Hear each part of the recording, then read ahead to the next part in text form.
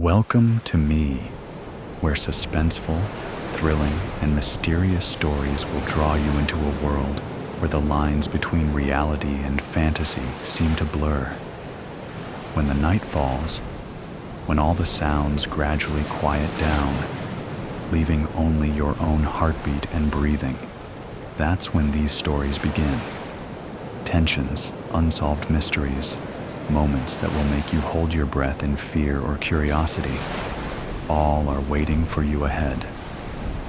Find a comfortable seat, dim the lights, and let this sound guide you on a journey that is not for the faint of heart.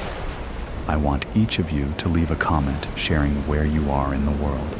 And if you are enjoying the episodes, don't forget to give a like and subscribe to the channel now. Relax. Are you ready? If so, join me in the first story right now. The Tainted Wing. Heaven appeared to me as a realm of endless light, a shimmering sky of golden amber, merging seamlessly into liquid blues. The feeling surrounding me was one of tranquility and unshakable joy, where time was irrelevant and every breath irrepressible love. I remember the moment I descended from my sanctuary, plunging through the ether toward the fractured world below. It was within the void that I first encountered the presence of something aberrant.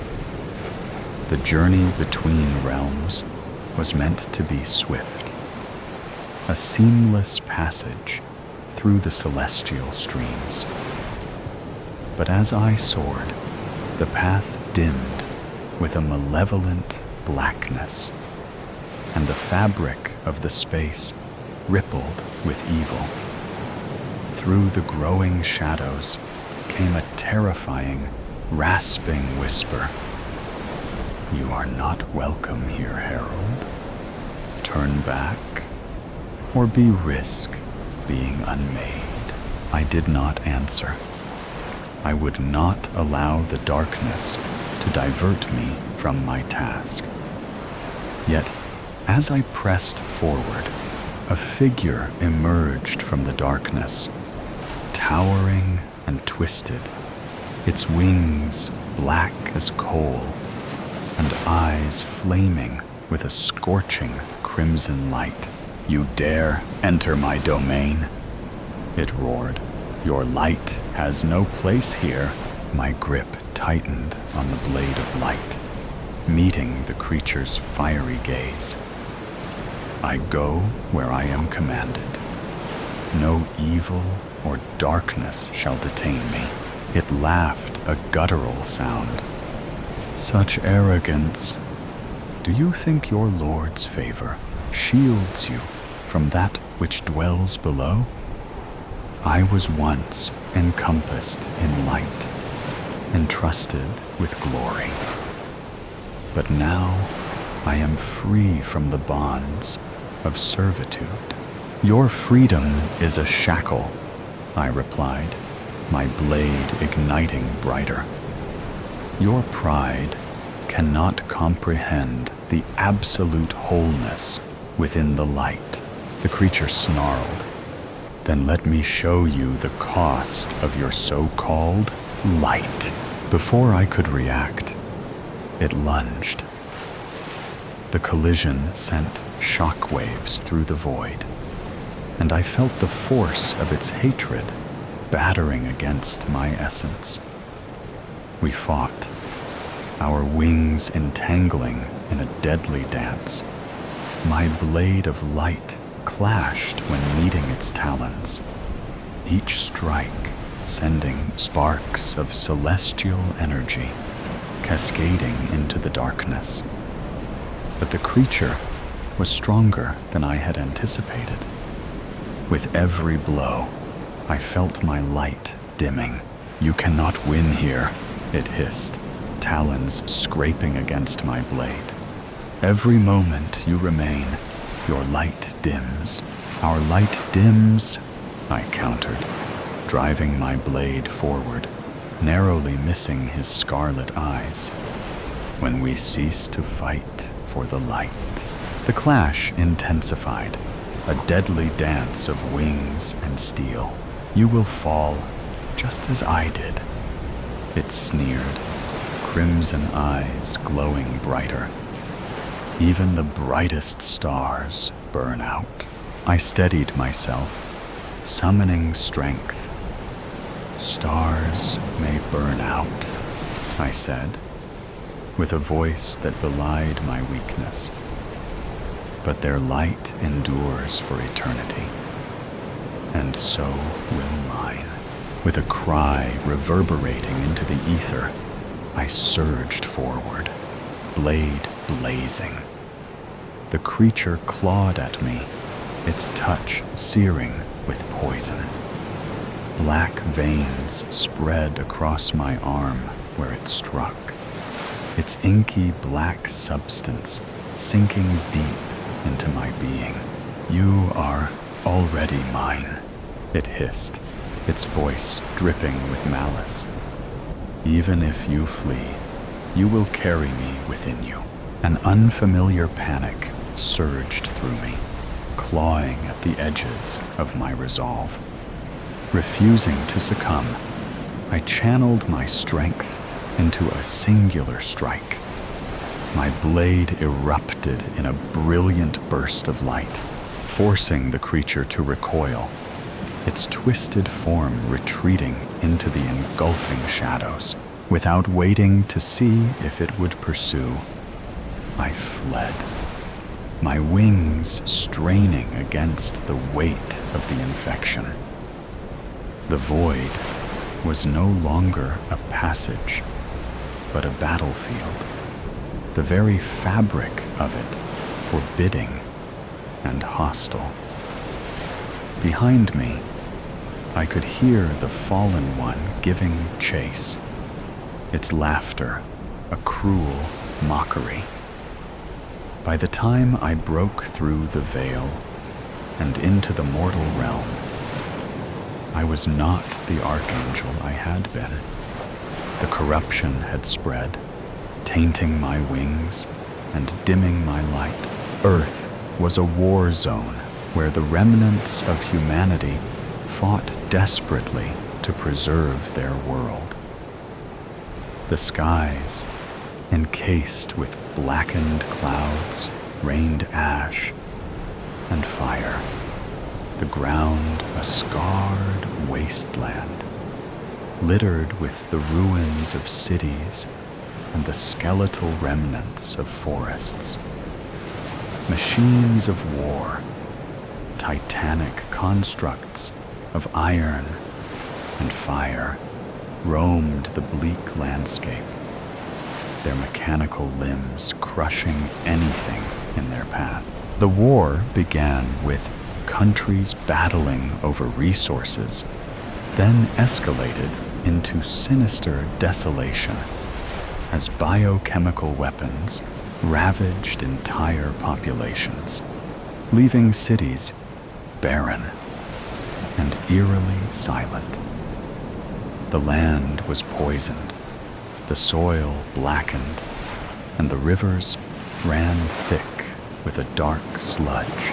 Yet even worse were the abominations, part machine, part flesh.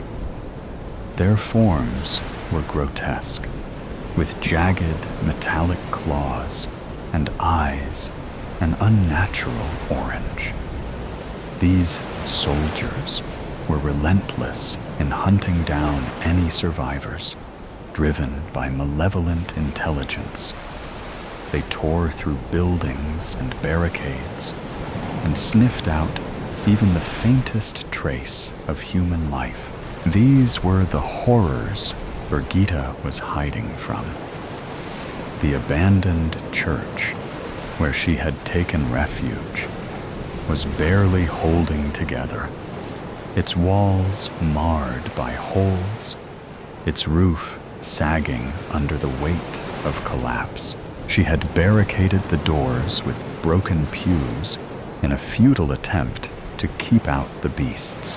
"Mama," her son whispered, "will the monsters find us?"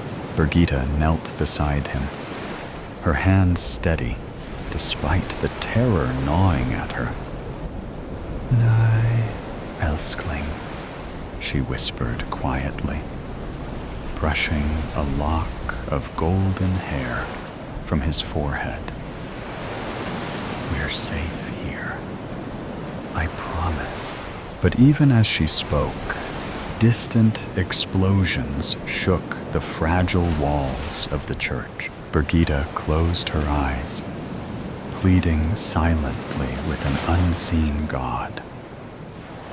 "Please," she whispered, her voice breaking. "If there is anything left of mercy in this world, protect my children."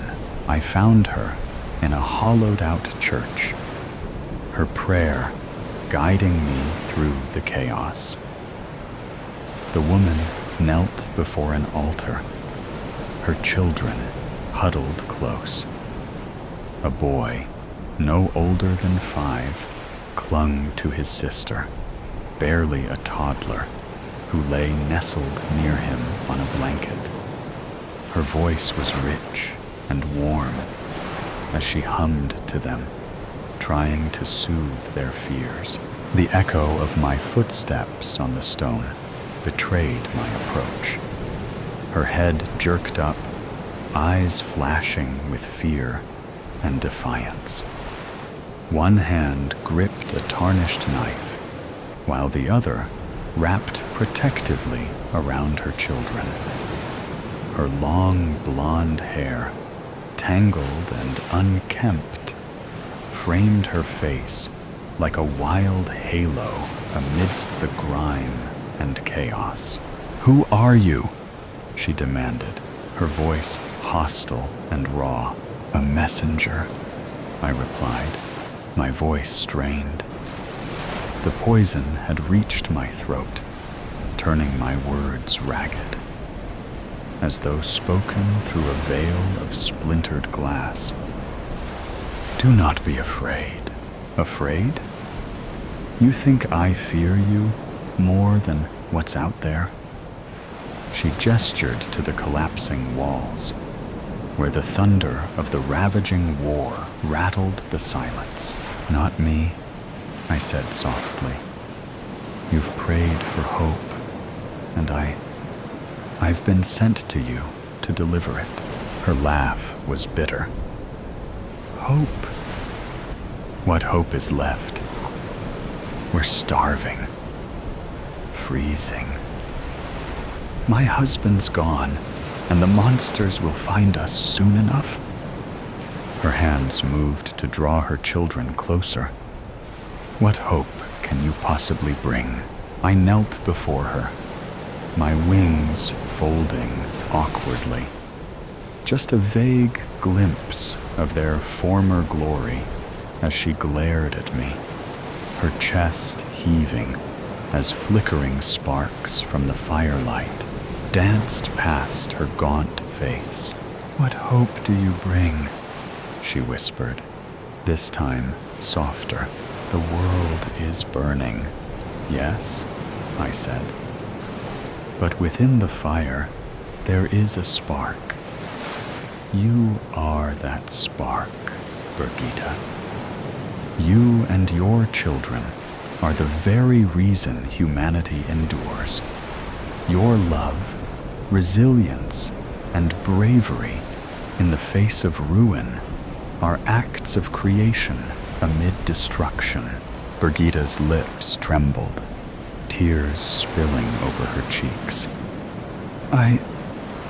I'm just a mother desperately trying to keep her children alive. How can that matter? I reached out, the flesh on my fingers blackening, cracking, as the infection spread into every cell. I dared not touch her, fearing what my corruption might bring. "It matters. You have chosen to love in a world that has forgotten how, I said. Every second you hold them close, every breath you take, despite the odds, you resist the darkness. That is hope. Brigitta's shoulders sagged, the knife slipping from her grasp to clatter on the floor. "What are you?" she whispered, her voice barely audible.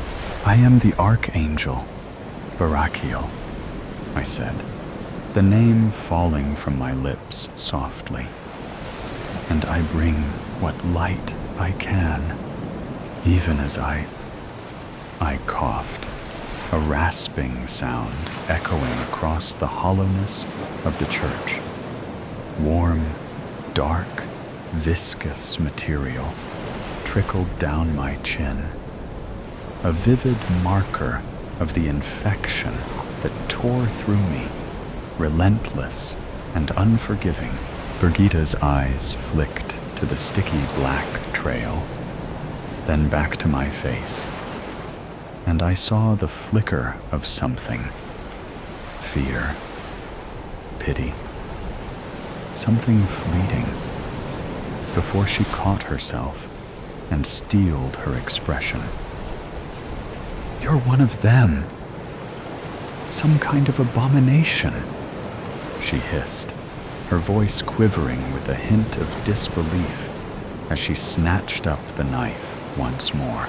"Not as you might think, but I have been infected by one," I admitted, the truth cutting through the air between us. The darkness seeps in faster than I can fight it. But even in my brokenness, I still see the light in you and declare the hope you need is within you. The air, sharp with smoke and blood, trembled with the low growl of something abominable, inhuman, its grotesque form huddled in the dark, with eyes glistening like obsidian and claws like steel.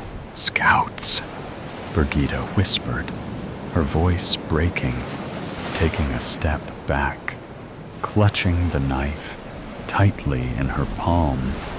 "They know we're here," a snarl echoed from the shadows, making Brigitta flinch.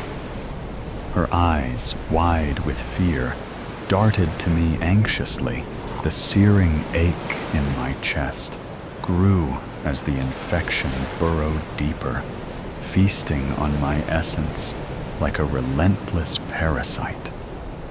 I could feel the creeping chill that whispered dark promises of what I would become if I failed to return to the heavens before time ran out. I looked at her, my heart hammering, my angelic nature slipping away. The dark veins under my skin pulsed, black and raw, and I could feel the last shreds of my divinity slipping away. "I won't abandon you," I murmured, my voice tense as the suffocating taint wrapped tighter. I plucked a feather from my wing and handed it to her.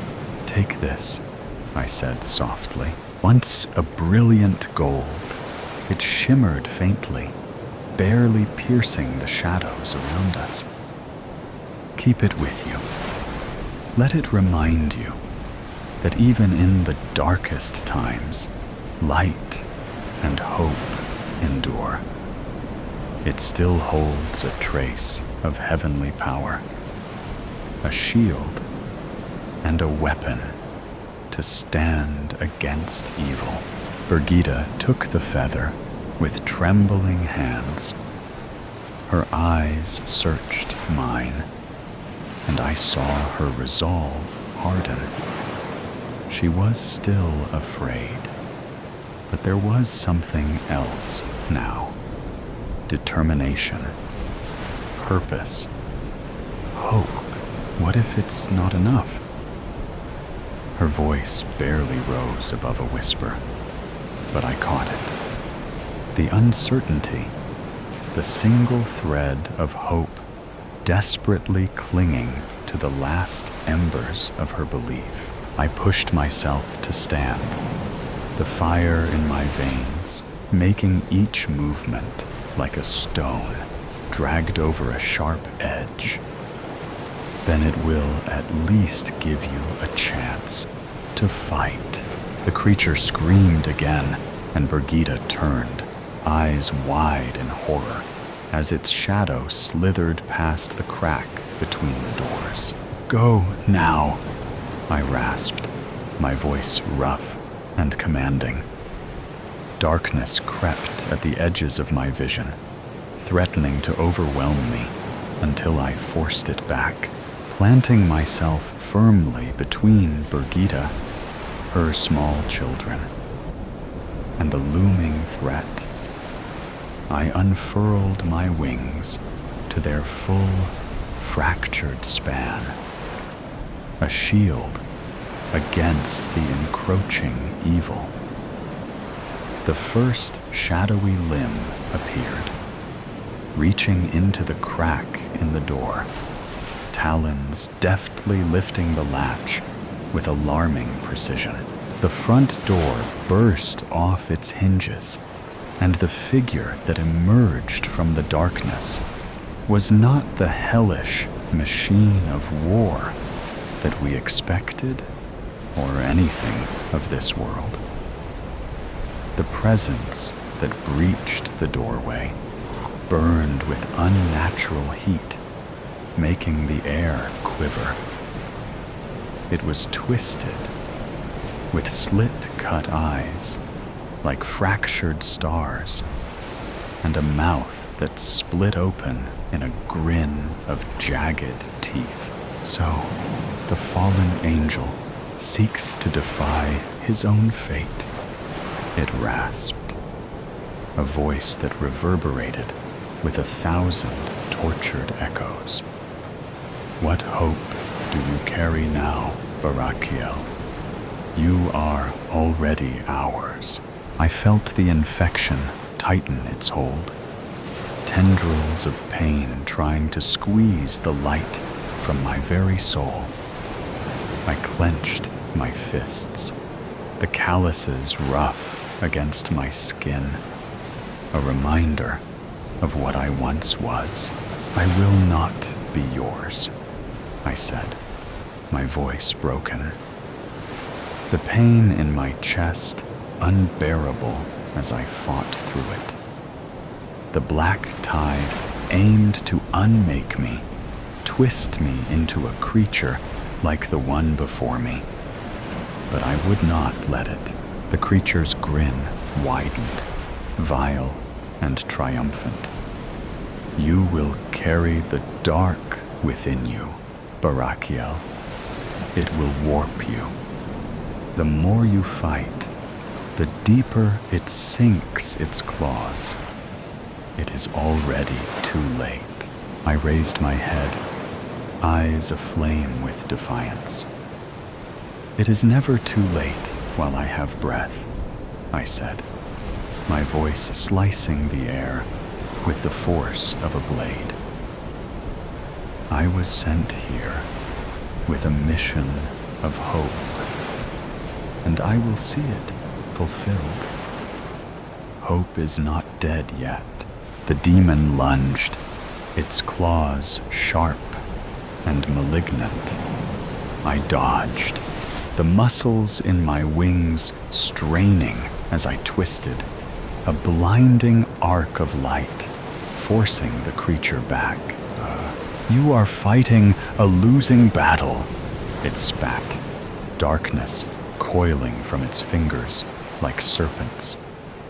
I struggled, the poison a wildfire of agony tearing through my veins. But I willed my light to stay. If I gave in, if it reached my heart, I would become a vessel of destruction, a slave to the same darkness I now fought against. Behind me, I heard Birgitta's voice, high and urgent. "Come, Niels!" Her voice mingled with the frightened whispers of the boy and cries from the baby. They bolted, seeking an escape into the howling wind, carrying the salty tang of the sea. The icy bite of the wind was a dramatic contrast to the suffocating air they had just fled from. The demon's attention whipped toward the door, where Birgitta and her children had just vanished. As the creature's attention shifted, I took a deep, shuddering breath, its black gaze shifting back to me with malice.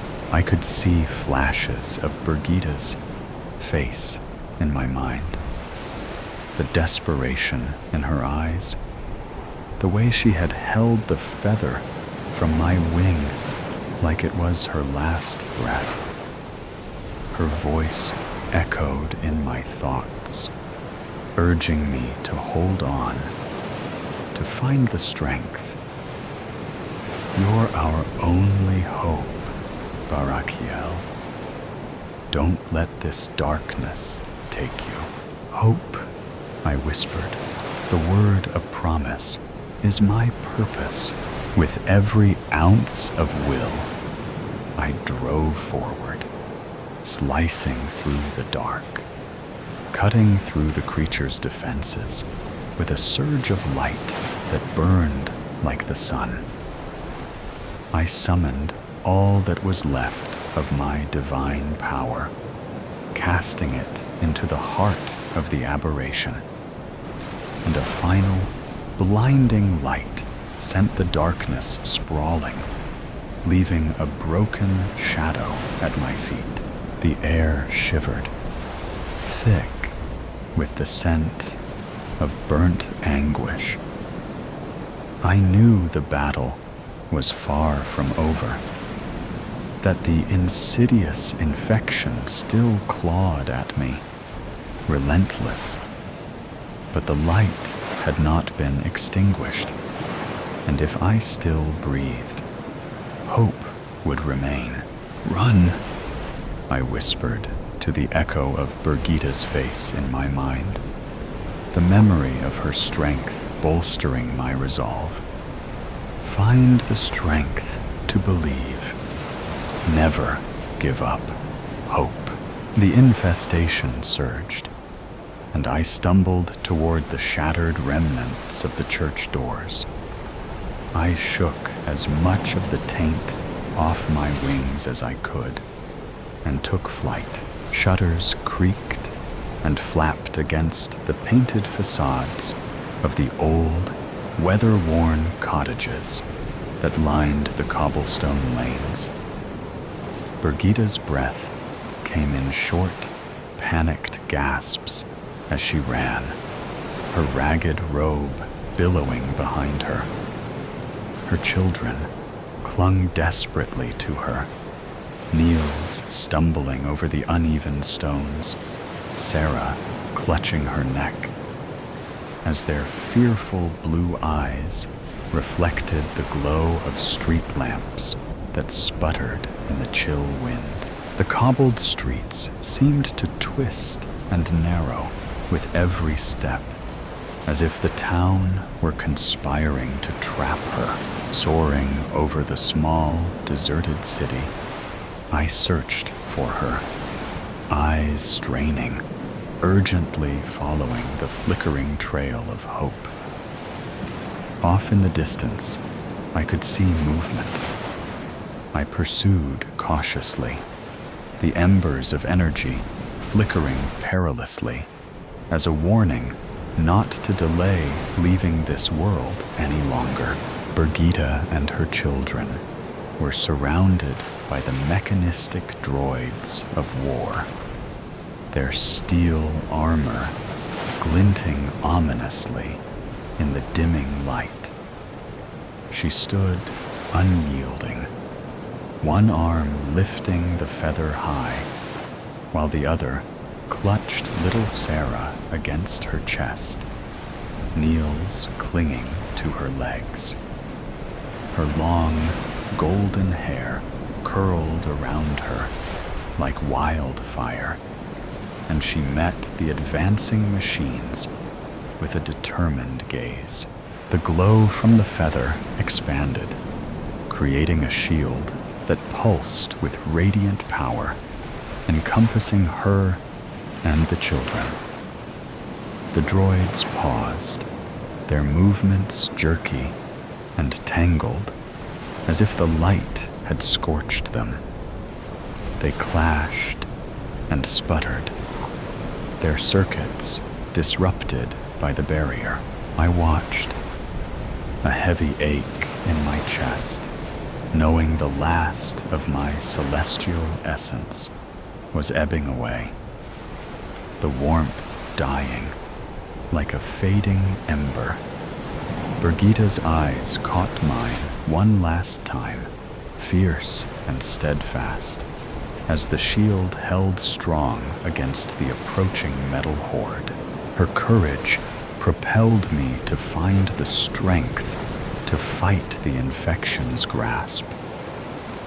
With the last drop of my essence, I flew into the void, toward the heavens, leaving behind the realm that had almost claimed me, holding tight onto the vision of Brigitta's bravery and the hope she now carried in her heart as I pushed toward my salvation beyond the stars.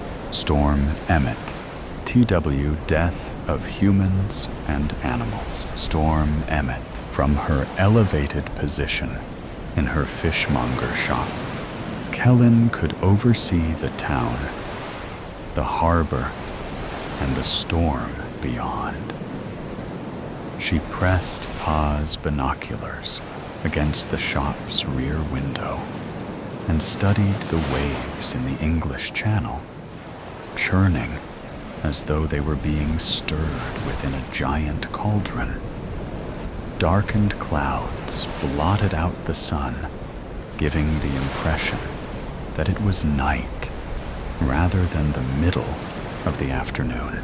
A lone fishing trawler plowed into a gray wave in a desperate attempt to reach the shelter of the harbor, the lights of the vessel flicking in and out of view. Feeling a pang of pity for the crew of the trawler, Kaylin turned her attention to the harbor. The beach was invisible, submerged beneath the waterline. The storm ripped a garish flag, depicting a cartoon sun wearing sunglasses, free from the ice cream kiosk on the seawall, and tossed it into a breaking wave. The few vessels in harbor, with any exposed fabric rippling in the wind, strained at their mooring lines. As the trawler rounded the seawall and entered the limited safety of the harbor, Kaylin glanced over her childhood home. So far, the storm had stripped most of the aerials from their rooftops and had collapsed half a dozen chimneys. But there would be worse to come. She could remember when Port Carrick had been a quaint fishing village, most well known for its natural harbor, and later its Victorian lighthouse. She glanced at the lighthouse, now considered a Grade 2 listed building, as the ship skirted by its base, and wondered what the Victorians and the generations before them would have thought about this storm. Kellen glanced out the shop window and at the cobbled street that wound its way down to the harbor, decided it was unlikely she would receive any customers, and bolted the door. Although she had become nose-blind to the smell of the fish, she had yet to grow used to the countless, lifeless eyes watching her from shelves of ice. She failed to suppress a shiver. A warm shower would raise her spirits and provide an excuse to return to her novel afterwards. Something rapped at the door. Kellen jumped. A yellow mass that looked pixelated behind the frosted glass peered inside. Hello? Who is it? The figure was wearing a yellow Macintosh, and something gray was protruding from their face. The owner of the coat was stooped over, casting a shadow through the glass. Hello? She said again. The figure rapped on the door with a gloved hand. Kellen heard the person speak, but their words were lost to the wind. Their Cornish accent, however, was unmistakable. Ernest, is that you? Kellen unbolted the door. Ernest stumbled inside, his rain-sodden boots leaving puddles on the floor. Christ, you kept me out there for long enough, didn't you? He muttered as he lowered his hood. Kellen spotted rainwater dribbling from the man's beard. Couldn't see who it was, she answered, closing the door. Ernest unzipped his coat, and Kellen saw he had failed to change out of his fishing overalls. They clung to him like a second skin. Were you up on the coastal path? Or was that you coming back into the harbor just now? Kellen asked. Ernest mopped his face and offered her a toothless smile. As he did so, Kellen glimpsed the Ernest she knew. Growing up, the smiling man telling stories on the harbor side. Now his smile seemed forced, almost desperate. We were fishing. It isn't safe. Is it safe to go out in that? Kellen asked, turning the thought, spoken by the voice of her pa, into a question. We've been out in worse, Ernest said. Kellen decided not to question this lie. Can't imagine you caught much in this weather. They were saying on the news that the storm keeps growing over Cornwall. No end in sight, they said. We caught plenty. I've never known us to be so lucky before. The fish must love the weather. Best haul we've had in years. Actually, that's what I wanted to talk to you about. He held up an object wrapped in brown paper. I wanted to show you this before it goes to market tomorrow. She watched as Ernest placed the package onto the counter and began to unwrap it. Cod, he announced, and stepped away. Kellen examined the fish. Its mouth was ajar. Its dull silver skin was flecked with tints of orange. Right, she said. It'll go lovely with chips, I'm sure. What's... It has fangs. What? Look. Ernest stuck his index finger into the fish's mouth and peeled back the lips. 2 teeth. So large, Kellen could have called them tusks, protruded from the fish's lower jaw. She failed to suppress a gasp. It looks like a vampire, Ernest said with a dry chuckle. What's caused that then? Dunno. Might be a freak of nature. Vampire cod. Is there such a thing? Anyway, I wanted you to see it. That's all. Unless you want it. Kellen considered this, but the fish would only be useful as a party piece. Not that she attended any of those. No, she said. Keep it. Put it with the rest of your catch. Or better yet, have it for your supper. Clearly disappointed, he hadn't raised as much excitement as he had hoped. Kellen watched Ernest wrap up the fish as though it were a Christmas present. "You coming down to the market tomorrow morning, buying your wares?" "Yeah," Kellen said, "before the Emmets get out of bed. Mind you, Storm's keeping most of those away anyway." "Like rats," Ernest said, zipping up his coat. "Plague rats. Or leeches. Coming down from London and the like?" "No, don't you tut. Your pa would agree with me. They're bloody running us out of our own home." Kellen wasn't sure if the remark had been aimed at her, but knew her pa wouldn't have agreed. He had loved the tourists, the lifeblood of Cornwall he had called them, and would often preach that without them, the county wouldn't be as prosperous as it was now. It had been his idea, although he hadn't had time to implement it, to send the fish to London via train rather than selling them locally. It was essential to keep the shop afloat. She wondered what he would think of the storm. "I'll see you tomorrow," Kellen said, before Ernest could speak, and closed the door behind him. Kellen woke the following morning exhausted. The storm was anything but.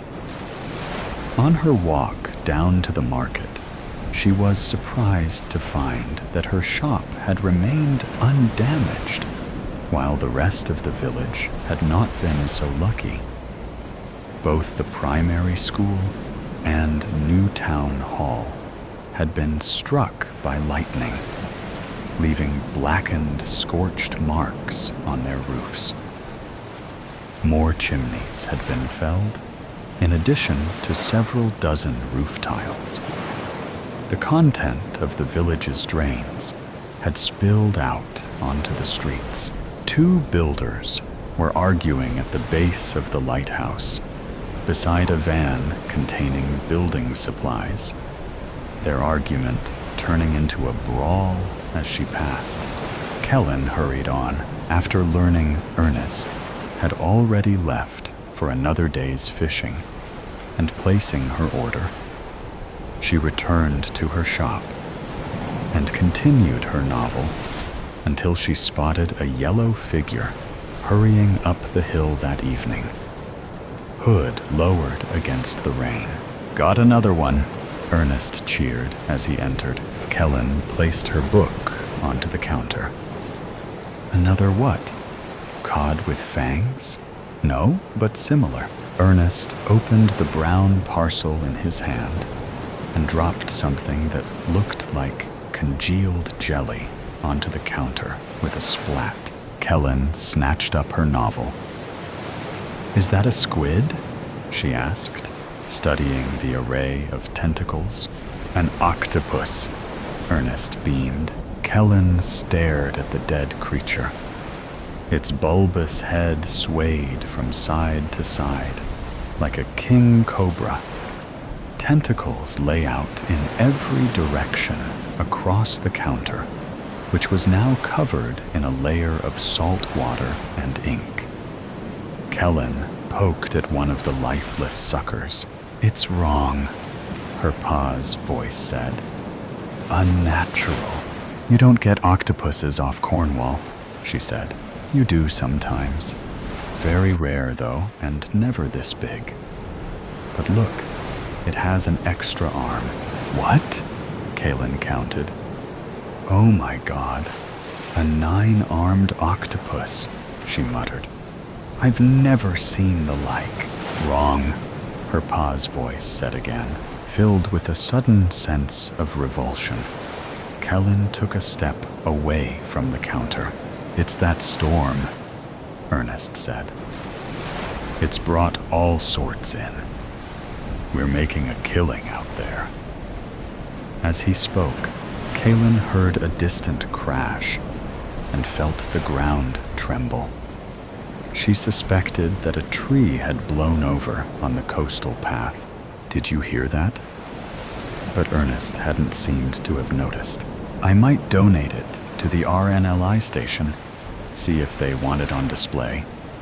Or the new town hall, maybe? If there's anything of it left standing after the storm. I saw the bloody mayor having a right go at some of the repairmen just now. Proper waving and shouting, he was. The builders were going on about some Celtic graves they were told to dig over or something. Should have called in some specialist, they were saying. I don't know. Anyway, we brought some more fish in, me and the men. We're going to do a night fishing trip, so there might be more fish for you to buy tomorrow.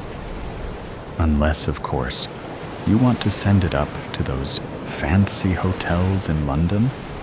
That's what they're saying down in the market. That we're not good enough for you. That's where the money is, Kaylin explained. But Ernest had started ranting again. Your pa, if he could see you now, would be disgusted. Do you know that, girl? He would have been sick. Although Kellen had spent her childhood in this building, she had never worked in it. Now she wished she had paid more attention when Pa was discussing margins and cost-cutting measures. He died. She had returned from London, discovered she had inherited the shop, and felt the weight of his legacy land across her shoulders. It was his idea, Kaylin began. A traitor against your own home, running up to London. Listen, Ernest, I don't want your octo. Ernest snatched up the dead creature, bundled it back into the parcel, and fled the shop. Kellen, wondering if storms could affect human behavior in the same way it could affect animals, bolted the door behind him. Just in case, when Kaylin opened the shop the next morning, she saw that the cobble street outside had been transformed into a miniature river. A brown torrent of water washed its way down the coastal path, round the street, and disappeared towards the harbor. Hurrying up the flooded street, waving his arms, was Ernest. Swearing, Kaylin snatched up her coat and left the shelter of her shop. "What are you doing?" she shouted, as Ernest continued to stagger towards her, his arms spinning to maintain his balance. She felt the rain penetrate her shirt and shivered as droplets ran down her spine. "If you fall, you'll be washed away." "Beach," Ernest answered, pointing down to the harbor. "What?" Ernest's mouth moved, but only half the sentence reached her. Washed up on the beach. The wind stole his words, and the hammer of the raindrops was so loud that the sound created reminded Callan of white noise. "What is? What's on the beach?" Kellen thought she heard the word whale in his reply, but couldn't be sure. "What's on the beach?" she asked again, bellowing over the wind. "Everything. Fish, crabs, debris, the lot. The tide has brought tons of stuff. Everyone's helping themselves." Kellen peered down at the harbor through the sheet of rain. The occupants of the village were sprinting, some wading, through the flooded streets and towards the coastline. Ernest offered out his hand. "Come on, before all the good stuff is taken. You can find something good to sell. Help your pa's sinking shop. Don't go to the beach." "No, Ernest, wait. Stop." Kellen watched a flicker of irritation pass over his face. What? I don't think this is a good idea. Why not? It's free. The bounty of the sea. Ain't no law against it. Kellen shook her head and took a step back towards the shop. Pa said we should always respect the sea, she said, but knew, as soon as the words left her lips, that it was a feeble defense. You ain't got no spine, Ernest spat. Your pa would recognize opportunity when it came. If he were still here, that shop would be doing fine, wouldn't it? He turned and staggered his way back towards the harbor. Kellen stumbled through the water and to the shelter of her shop. Snatching up Pa's binoculars, she scanned the beach. The lighthouse light washed over the sands, illuminating the scrap metal and shards of wreckage. Kellen wondered if they had come from a shipwreck, but then noticed that some of the debris was moving. Fish flopped helplessly in the sands as crabs attempted to escape the waves. Maybe it has been a fishing trawler. It hadn't been Ernest's ship. She could see that in the harbor, and no other ship had dared to leave the shelter of the seawall. Her gaze fell on a chunk of dull metal nestled on the edge of the beach. She shrieked when the metal rolled over and opened its mouth. She couldn't hear the animal's screams, but she could imagine them. The whale calf slapped its tail against the rocks, but remained ignored by the villagers as they searched for salvage. Kellen waited. The clouds were as black as tar, and the sea the same color to match. After an hour, she decided that a giant wave would not appear to wash the villagers away. Likewise, a sea monster would fail to materialize. Kaylin, still wrestling with the knot of dread in her stomach, continued to watch the ignored whale calf as its movements slowed and ceased. The humans passed around the carcass, either oblivious or uncaring.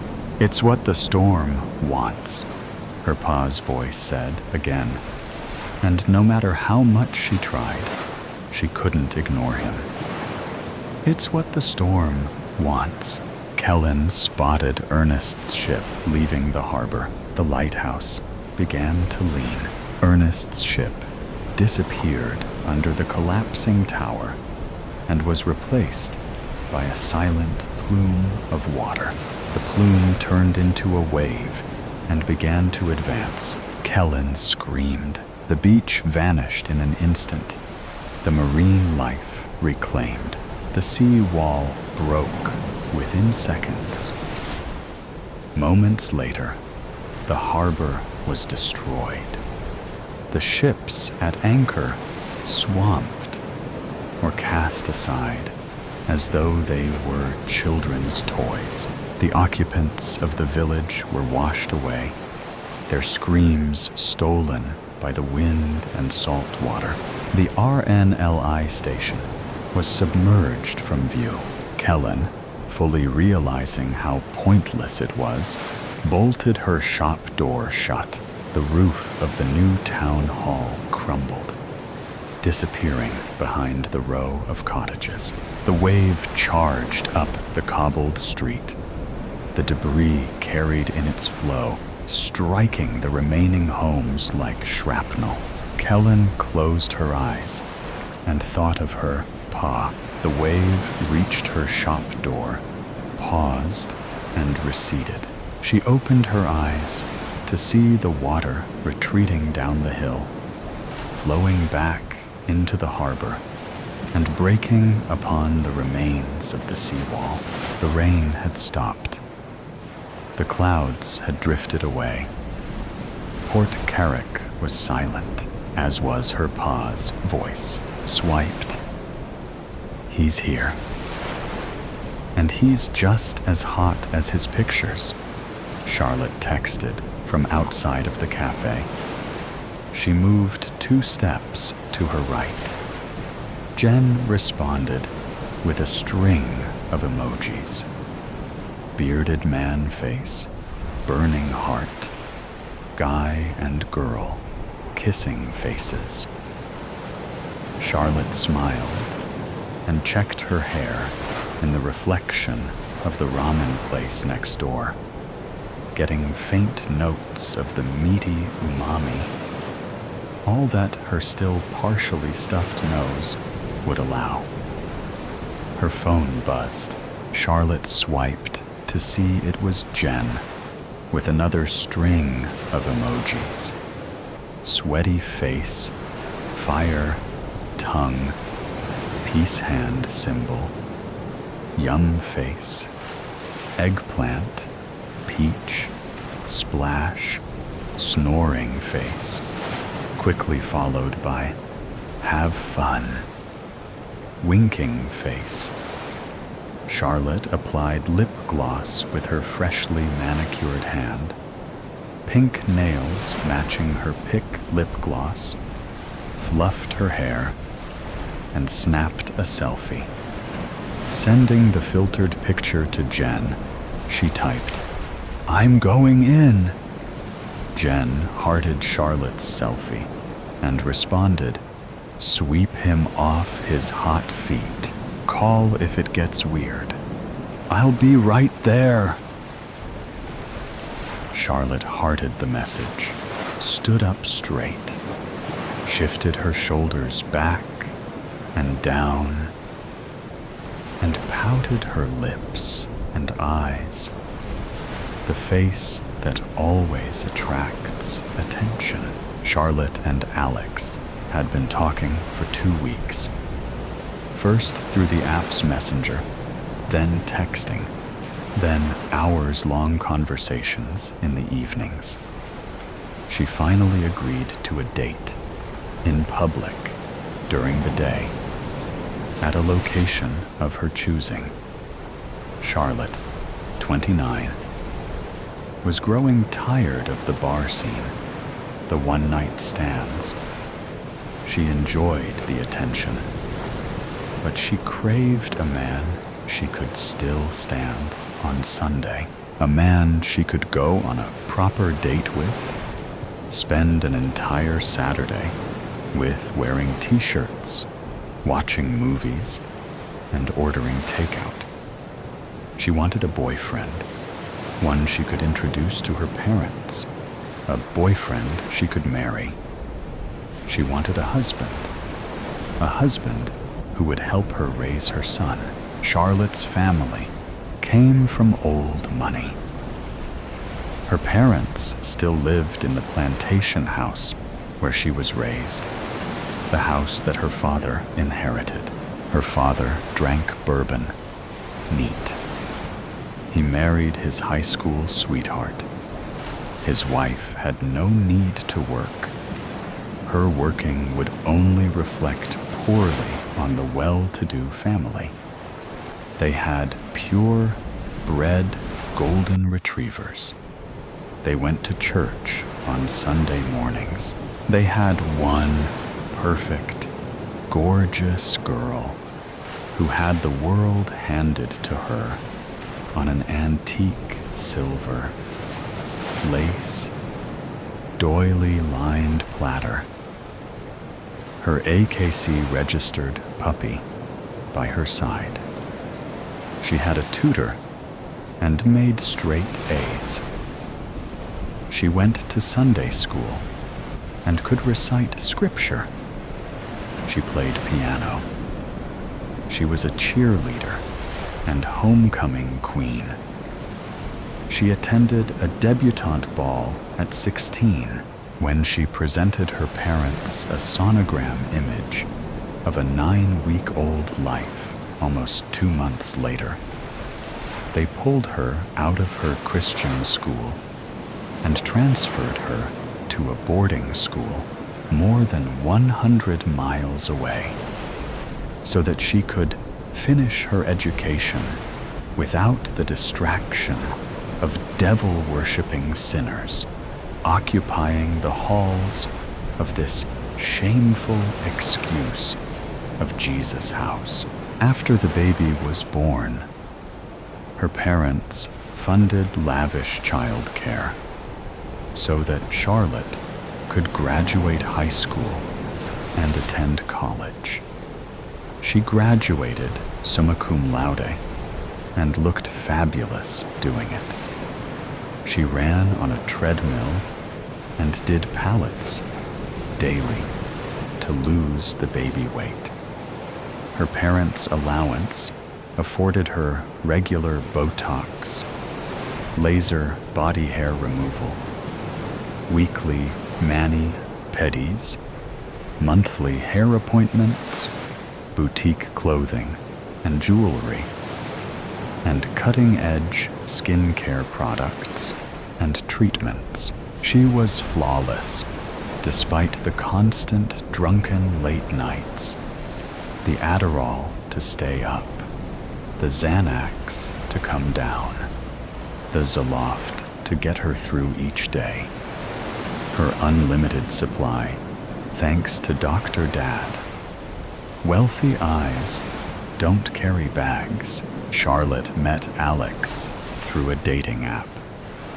She swiped right without reading his bio, which she intended not to do. She wanted a boyfriend, not a boy toy. But that smile, those dimples, the perfectly messy hair, the shadow of a beard she imagined would send chills down her spine when they kissed, enough to drive her wild. Reading his bio, Charlotte found herself instantly lost in an imaginary future with him. The Spanish colonial home, yoga in the garden, her marketing businesses thriving, his groundbreaking medical research changing the course of cosmetic surgery, tapas on the veranda, summers in London visiting his family. Alex sat at a table in direct eyesight of the entrance. A perfect man at a perfect table, far enough from the entrance to escape the heat, but well within the afternoon glow, bathing his skin in gold, and within clear view of her favorite barista, Naomi. Naomi always anticipated Charlotte's every need and filled it before Charlotte noticed what she lacked. Charlotte strutted directly towards Alex, the light forming a halo around her flawless silhouette. She smiled and waved to Naomi, whose facial rings shimmered in the sun. Alex stood to greet her, dressed exactly as she imagined he would. Beige linen pants, vertically striped cotton shirt with a deep V-neck, and pristinely clean brown leather sneakers. He smiled. "Wow," he said. "You're even more gorgeous in person." His British accent, the icing on the perfectly constructed cake in front of her. "You are looking quite good yourself," she responded. Alex leaned in for a friendly kiss on the cheek. Charlotte stepped back, placing a hand between their faces. "I'm still getting over this," she grimaced, pointing in the general direction of her face. "Gotta love those summer colds." "I understand." Please, Sit, he invited as he pulled out her chair. Charlotte sat and smoothed the skirt of her silk mini dress. What can I get for you? I'll place the order for us. I'll take a chamomile tea with honey and lemon, please. Right. Alex stood at the counter between two glass cases of freshly baked muffins, scones, cookies, and tarts. A large basket of fresh fruit in front of the register. Charlotte watched him place their order. Her chamomile tea and his tall, black Americano. He was very polite to Naomi, charming, almost flirtatious. He tapped his phone on the card reader to complete the transaction. He turned to meet Charlotte at the table, but changed his mind. Actually, can I purchase one of those peaches? They look delectable, from a local orchard. Perfect time of year, Naomi answered. Alex peeked around the basket and selected one. How much? He asked. Naomi smiled. On the house? Alex looked at Charlotte, then back at Naomi, confused. You're a friend of Charlotte's. She keeps us all employed. Naomi winked at Charlotte, who returned the playful look. The cafe's owner, Tracy, approached Naomi then. See you in the morning, kid. I'm heading home. She slung her computer bag over her shoulder, exposing a bandaged pinky. Cat scratch you again? Naomi joked. Damn plastic wrap. Sliced it right open. Naomi nodded. Call if you need anything. Otherwise, I'll meet you here, bright and early, Tracy said sarcastically. You know you can just give me a set of keys, and you can sleep sometimes, Naomi called to Tracy on her way out. Tracy smiled and winked. Keep up the good work, kid. You'll get there. Tracy disappeared into the sunlight. Back at their table now, Alex joked. I didn't know I was with a local celebrity. Shall I pick up the drinks when they're ready? Naomi will bring them right to us. Brilliant. So, Charlotte, we meet at last.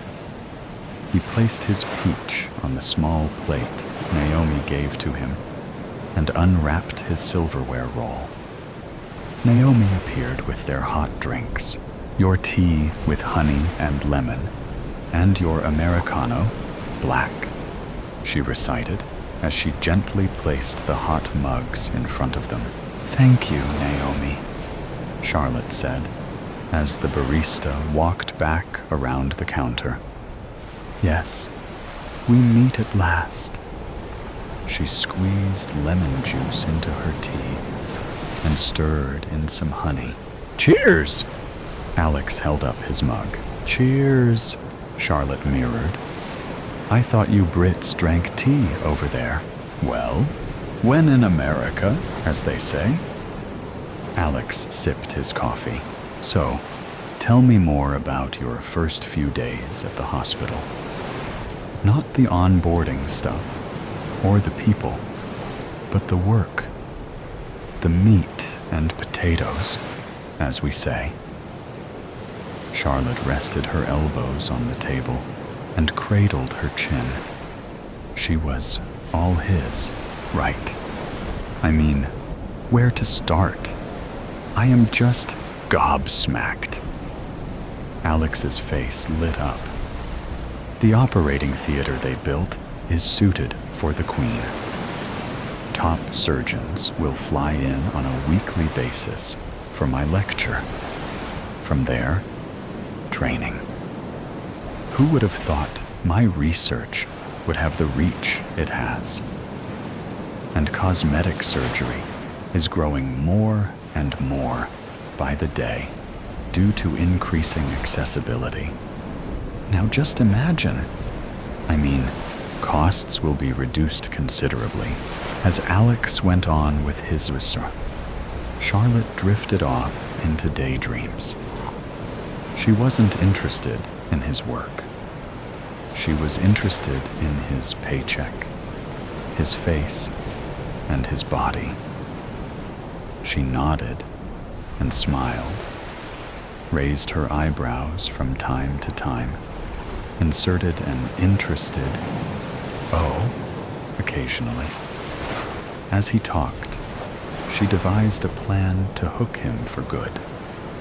Before he knew what hit him, he would be her husband, stepfather to her son.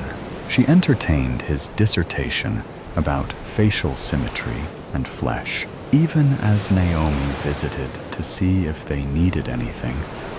Alex's eyes were locked on Charlotte's, so animated, eyes wide, arms gesturing this way and that.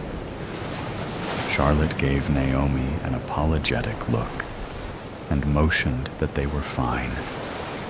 Naomi turned to walk away and stopped dead in her tracks when she heard Alex describe human flesh with the same excited tone he used to describe the peaches. She glanced back at Alex, whose back was to her. Charlotte clocked Naomi's troubled look, but with a reassuring nod and smile, Naomi went back to taking orders. "Would you like to see it sometime?" Charlotte heard Alex say. Caught off guard with a question, she asked, "See what? Surgery?" "Oh, no. No. The mock theater I built, where I practice at home," he answered. "Oh," she hesitated. "Sure. I think I could come by one day."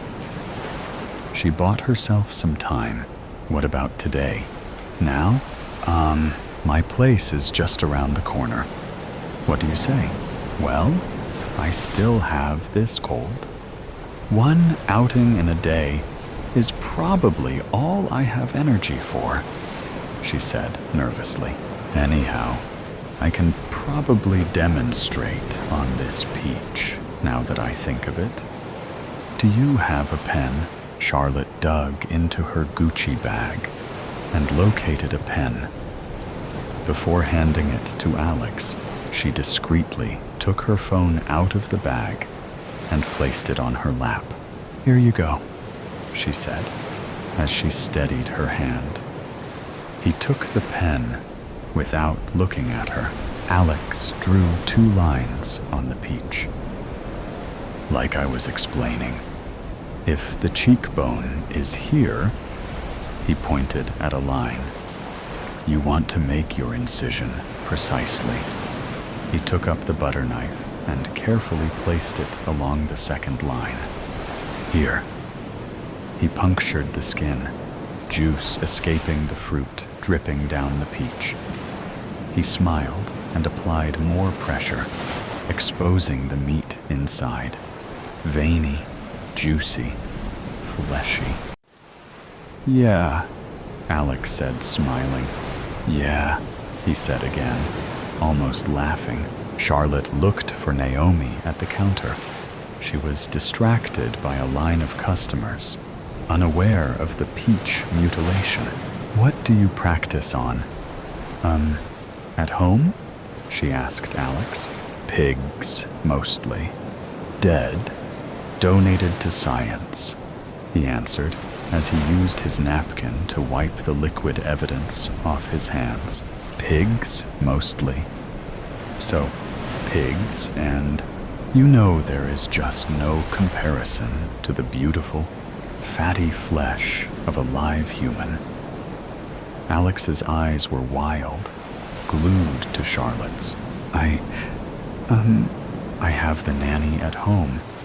I really should be going," she mumbled as she gathered her bag and started to stand. "Just let me show you this last thing, right?" Then you'll go and get some rest?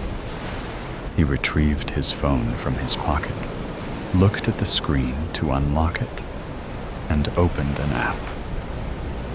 He swiped a few times and turned the phone so that the screen faced her, still half standing. The image of her son playing in the park with the nanny glared back at her. She gasped and put a hand to her mouth. "Sit," Alex demanded quietly.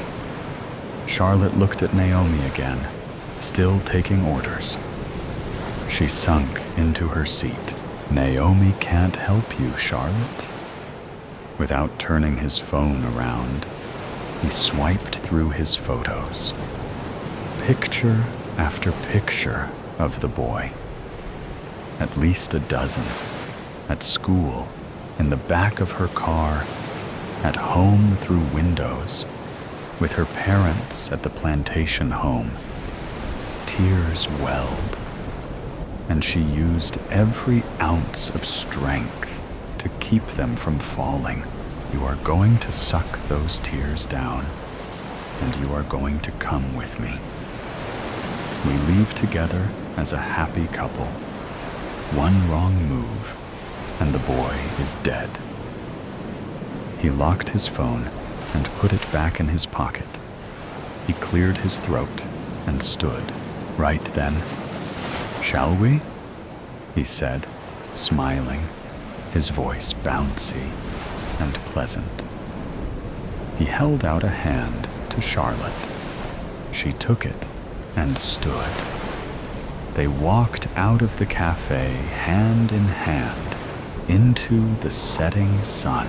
The next morning, Naomi arrived at the cafe shortly after 5. Without keys, she'd be stuck outside waiting on Tracy, so she never arrived on time. After letting herself in, she stuffed her backpack in the cubby below the register. She clocked in, pulled her phone from her back pocket, found the playlist she wanted, and plugged it into the cafe's sound system. This was Naomi's way of letting Tracy know she had arrived without having to speak so early in the morning. The cafe's landline was blinking. Great. Another warning about our car insurance, Naomi thought, as she picked up the phone to listen to the message. "Hello. I know this might sound strange, but my friend was there yesterday to meet a date, and now I can't get in touch with her. We talk every day, especially after a date. Her name is Charlotte. She's tall, blonde, beautiful. She was meeting a guy named Alex, a doctor from London. She texted me right after 4 to tell me she was there. I don't know how long they stayed. Anyway, if anyone knows anything, can you please give me a call? I have to wait 24 hours to report her missing. It's just not like her." My name is Jen, by the way. Jen said her number before Naomi had a pen and something to write on. So she started the message over. At the end of the second listen, Naomi wrote down the number on a napkin and placed it under her phone. She wasn't calling anyone at that hour. Besides, Naomi sort of knew Charlotte. She wouldn't be surprised if she left with the weirdo and was still naked in his bed, sleeping off another drunk. Naomi continued with her morning routine. She opened the bin of Colombian breakfast blend beans. She grabbed the large scooper and looked down at the beans. She screamed and dropped the scooper. "Tracy," she pleaded. "Tracy." Come out here. No answer. No sound. She pulled her phone off the cord, music still playing through her phone's speaker, and dialed 911 without pressing send. She looked around and tiptoed back to the coffee bin to confirm her nightmare. 2 pinky fingers, lifeless on a pile of beans, one with a perfectly manicured pink nail, one with a band-aid wrapped around the knuckle. "Oh, God!" she cried. She noticed a piece of paper sticking out from the manicured pinky. At closer look, the paper had writing on it. A note. With a trembling hand, Naomi reached into the bin, carefully maneuvering around the fingers.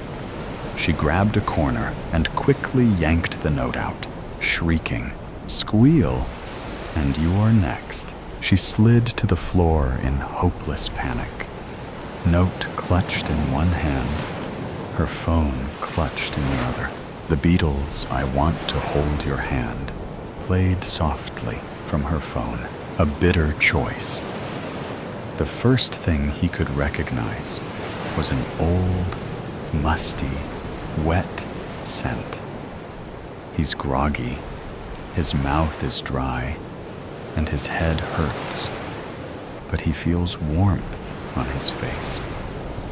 With that, he hears a crackling fire.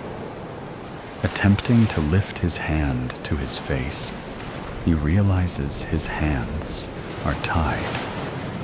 His feet are tied. He opens his eyes and can see that he is tied to a chair. His eyes get used to the fire's dim light, and he is seated in an old, dusty room with wooden beams at a small round table with a teapot and teacup in the middle. He smells the scent of steeping tea. He starts to feel panic and realizes that he is well and indeed tied to the chair, and he's not getting out. His mind races like anyone's would in this predicament. Who did this? Why me? Why am I here? His usual defensive bravado kicks in, but he quickly realizes there's no one here to impress, to convince, or so he initially thought. Swiveling his head, looking around for anything to help him escape, a way out, or a clue as to where he is, he yelps when he sees her. There, by the fire, a young woman stands. She is tall, curvier than he prefers, and simply dressed. She doesn't make a single sound. She seems calm as she continues looking into the flames while holding her cup of tea and quietly sipping. Who the hell is she? At first, he thinks this is a first date gone wrong, but then he sees her face, and he recognizes her. I know her, but his head is so foggy. Did she drug me? He can't place her face.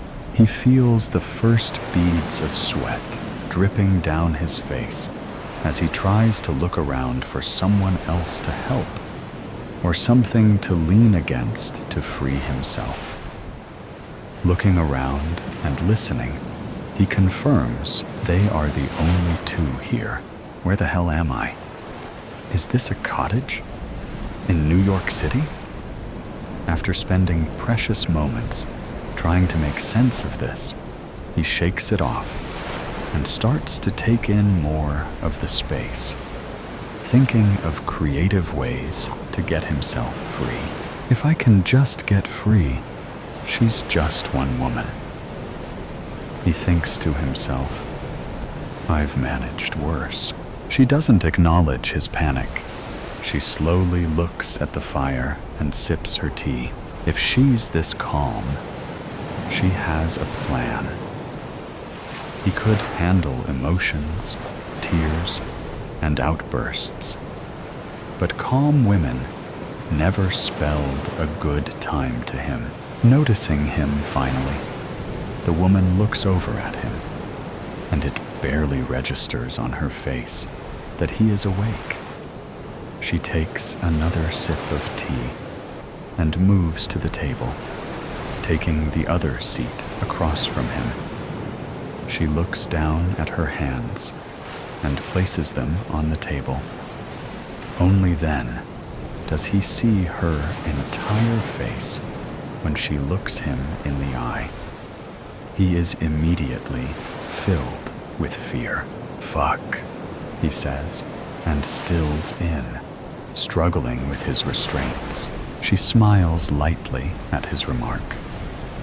I knew you to be more eloquent than that, waving it off. But again, I did catch you off guard. Catching himself, he prepares to put on a show. Ellie, what's going on? What happened? How are we here? How are you here? I thought you had left the country. I've been so worried about you. I tried to write a call or text, but I didn't have your information. You have no idea how worried I've been after everything you've gone through, what we've gone through. She said nothing and continued staring at him with the calm, blank stare she'd had when she first sat down. Look, honey, what happened was horrible. So many terrible losses and accidents. When your brother... He paused when he heard her quick inhale. Her head whipped to the side like she had been slapped. And when she looked back at him, he saw fury in her eyes. If this is about the money, I can pay you. But you have no right to do this. To what? Kidnap me? Drug me? What else are you going to do? You don't have the guts to do any real damage. What do you think is going to happen? Let's talk this out, like calm adults. You're making a mountain from a molehill. Nothing that happened was my fault. He was about to dig into his routine defense that he'd done during police questioning and lawyers listening. But she held up a hand. Martin, it's not about money. It never was for our family. Though I know that's all you understand. So this may be a tough concept. It's about the truth. She stands slowly, gracefully grabbing the teacup and placing it before him, pausing to take a look at him. The first proper look she's taken of him in 5 years since everything happened. You'd think with all that money, you'd have taken better care of yourself. She moves the tea kettle closer to the cup and settles back in her chair. I was surprised how big you've gotten. I'm grateful I got the extra rope. Otherwise, you wouldn't be so snug and cozy on that chair, she said, sitting back and putting her hands in her lap. Martin looks at the teacup. It's empty. Then he looks at the tea kettle. He can see steam rising from the spout and smell tea. He looks back at her and sees that she has a calm, serene smile. What the fuck do you want, Ellie? He says, defeated, realizing he will have to play whatever game she has set up and outsmart her, like he does with everyone. I've made you a soothing tea, but I want to tell you a story first, she says. And he sees a brief shadow of darkness across her face. Was it a shadow? Or is it her anger? Either way, it can't be good. She takes a deep breath and begins her tale. There was a family, a happy and loving family. They weren't perfect. No one was, but they were happy. A mother, a father, a daughter, and a younger brother. They had been building a nice estate as a family since her brother was back from college, and their daughter was running their company business. Combined, their wealth was not something to write to the Times about, but it afforded them a lifestyle and attention. They were comfortable, happy, giving much back to their community, and always the first people to help those in need. Reaching back for her own tea, she sipped. Then a man introduced himself. The man saw that their kindness and eagerness to help were things to be preyed upon and taken advantage of. That's where you come in, Martin, she said, leaning her elbows on the table and putting her head in her hands. He could tell she was comfortable, so he listened, waiting for his time to strike. This charming, crass, but witty man came to this family with an opportunity to do so much good. You did your homework there, didn't you, Marty? Knowing my father had been dying to help those less fortunate in other parts of the world, but didn't have the gift or health to travel like he'd like. So you offered your assistance. She continued, look, your father was an adult and made a decision he shouldn't have. It's not my fault he was as gullible as he was fragile in health. Martin interjected, but it didn't move or ruffle her as he hoped. Again, he could deal with outbursts and emotions, but that calm quiet unnerved him. My father trusted you. He gave you a sum of money the first time. I don't want to know how you substantiated the positive works the money did for those families, she said, leaning back and drumming her fingers on the table. AI has come a long way these days. It's not my fault he couldn't see the flaws. He tried to add that charm, but failed because he kept looking back at the tea. Is it poisoned? Is she going to kill me with the teapot? Seems a bit violent for her, he thought. But he'd been surprised by her already. She scoffed at his remark. You continued to take his money and show these manufactured images and proof of goodwill for 2 years, until he gave you access to our funds without knowing you had cheated him. You promptly drained those funds, millions of dollars, and disappeared, funneling the money to an untraceable account. No court would mandate a warrant or search for you.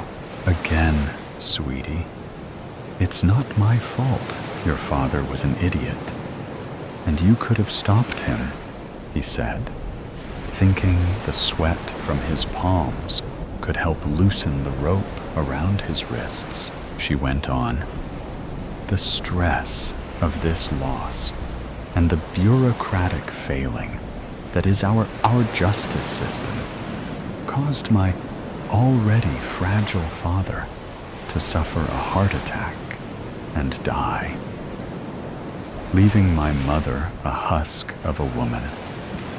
I had to step away from the business and take care of her. My brother took over the company. You had thoroughly gutted those funds to barely enough to keep the lights on. The debt drowned my brother and his sanity, and he took his own life. The loss of both men caused my mother to stop living. She wouldn't eat. She wouldn't sleep. She just wept. Until one day, she just stopped breathing. The doctors say it was a brain aneurysm. It was heartache. She says with tremendous confidence. She gets up and goes to the fire. He sees her shaking. Is it from the cold or from anger? He continues his slow struggle to free his hand from the ropes, but knows it won't do any good. He just has to wait and see how this plays out. Look, Ellie, I'm sorry this all happened to you. I really did send some money to those charities. He had to, he thought. Otherwise, he wouldn't have been able to get their government-valid invoice for his tax write-offs, which he forged. And everything that happened to your family, you can't blame those freak incidents on me. It just doesn't make sense. And you've always been a sensible woman. Let's just talk like adults, and we can find the reason behind all this. He began preparing more excuses, but he saw that she didn't even react. She took a slow breath while staring into the fire. You ruined us for nothing but greed. He didn't know what to say, so she turned and stared at him. For greed, she whispered. Taking her time, she returned to the table and picked up the teapot. Keeping eye contact with him, she poured the tea into the cup. She placed the teapot back down on the table. Stepping behind him, she stills. In that pregnant pause of silence, horrifying scenarios rush into his mind. Is she going to smash my face against the table? Was it a ploy? Is she going to slit my throat or strangle me?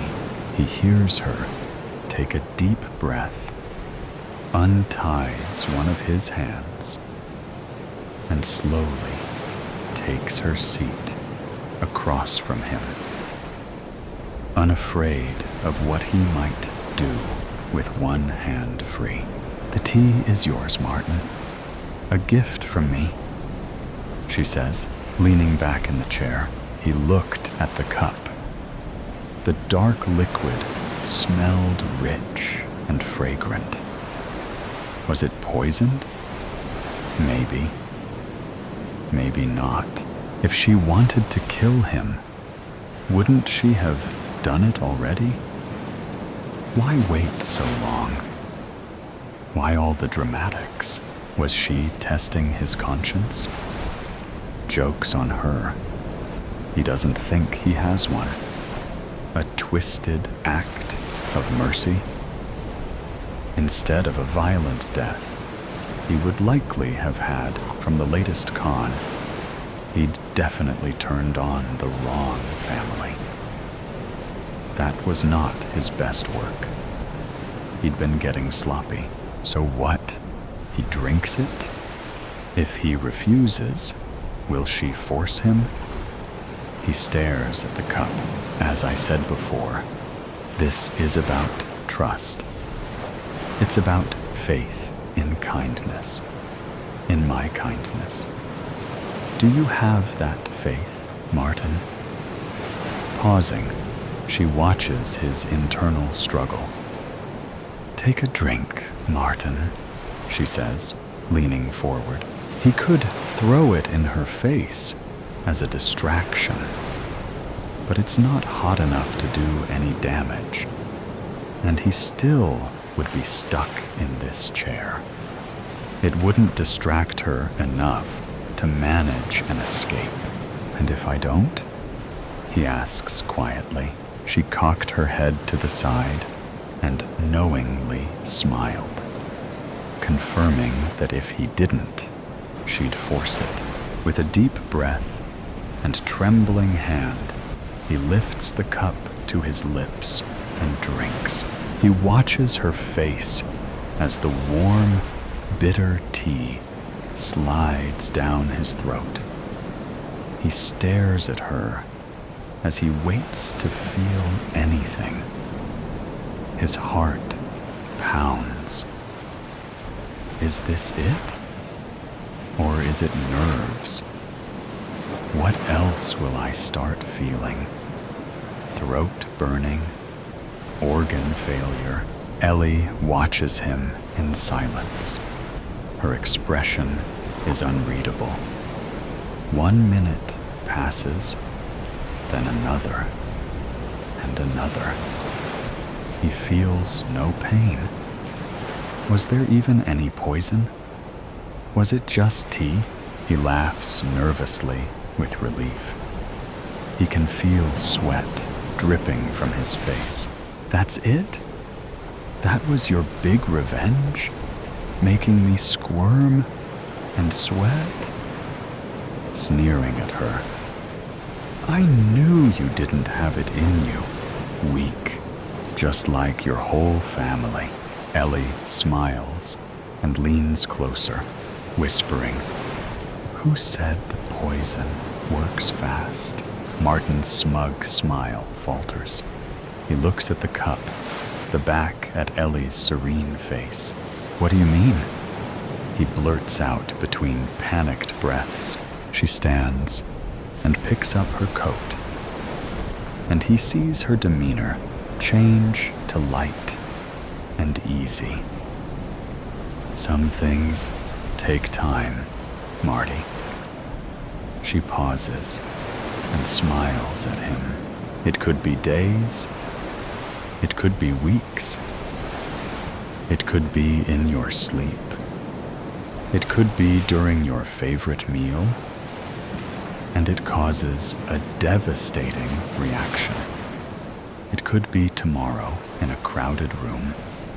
You'll just have to wait and see and hope. She tosses a kid's Swiss Army knife on the table and walks out. He stares at the closed door in horror. He's alive for now. But for how long? The fear will never leave him. With every meal, every sip, every breath, he will wonder if it will his last. In the alley, you never know when or exactly where I, the destroyer, will strike. I respect no one, people, animals, houses, or possessions. Hear me roar as I approach. Dark clouds and sky announce my coming. Witness my violence. Trees fall, glass shatters, puny man-made cars flip over, roofs are ripped off, light poles are bent. There is no stopping me. A storm is coming, Mitzi. I can feel it in my old bones, Gladys Moore said to her cat that morning. Better turn on the news to see if the weather people know anything. Gladys had lived in Grand Island, Nebraska all her life. No stranger to storms, she knew what to do and had ridden out several during her lifetime with only major yard cleanup. She wasn't that worried. She had a cellar, but she hadn't met an F5 yet. Mitzi vigorously licked her ears. Inside the canal, pressure was building. Far away in the distance, her sensitive hearing picked up a rumble of thunder. She raced around the kitchen, her fur standing on end and her tail puffed out. If her person knew what was good for her, she would slide underneath the bed soon. Well, that is, if she would fit. Rusty Booman heard the news. Same county, same general vicinity. "A twister is headed our way," Rusty yelled at his brother, Charlie. Clothes and shoes were jammed on. A camera was slung around Rusty's neck. The back screen door slammed. Charlie gunned the Chevy farm truck as dust and gravel flew up behind them on the road. Rusty switched the radio on and listened to the newscaster. "Turn toward Alda," he said to Charlie. Just then, his phone began flashing. "This is the emergency warning system. Prepare for tornado near Alda and Grand Island." Charlie peered up through the truck window at the sky, where greenish-gray clouds amassed. A stiff wind whistled through gaps in the insulation around the truck's doors. Suddenly, the gale held its breath. The eerie silence momentarily chilled the simmering excitement of the young men. Charlie pulled to the road's shoulder. "This is it, Russ. Get the camera ready. Our names will be all over TV when we get a close-up picture of the funnel coming down. They will say something like, 'Young storm chasers capture tornado touchdown,' and we'll be famous." They jumped out of the truck, and Rusty adjusted his camera's f-stops. Later, what was actually said was, "Young storm chasers killed near Alda." Their pickup truck lay in the ditch next to the road. Who knows what happened to the camera and the pictures? They were never found. "Foolish young men," says the destroyer. "But there is no law that says that people can't be idiots. They got a warning. Even looking at the signs in the sky should have told them I was imminent. No remorse on my part."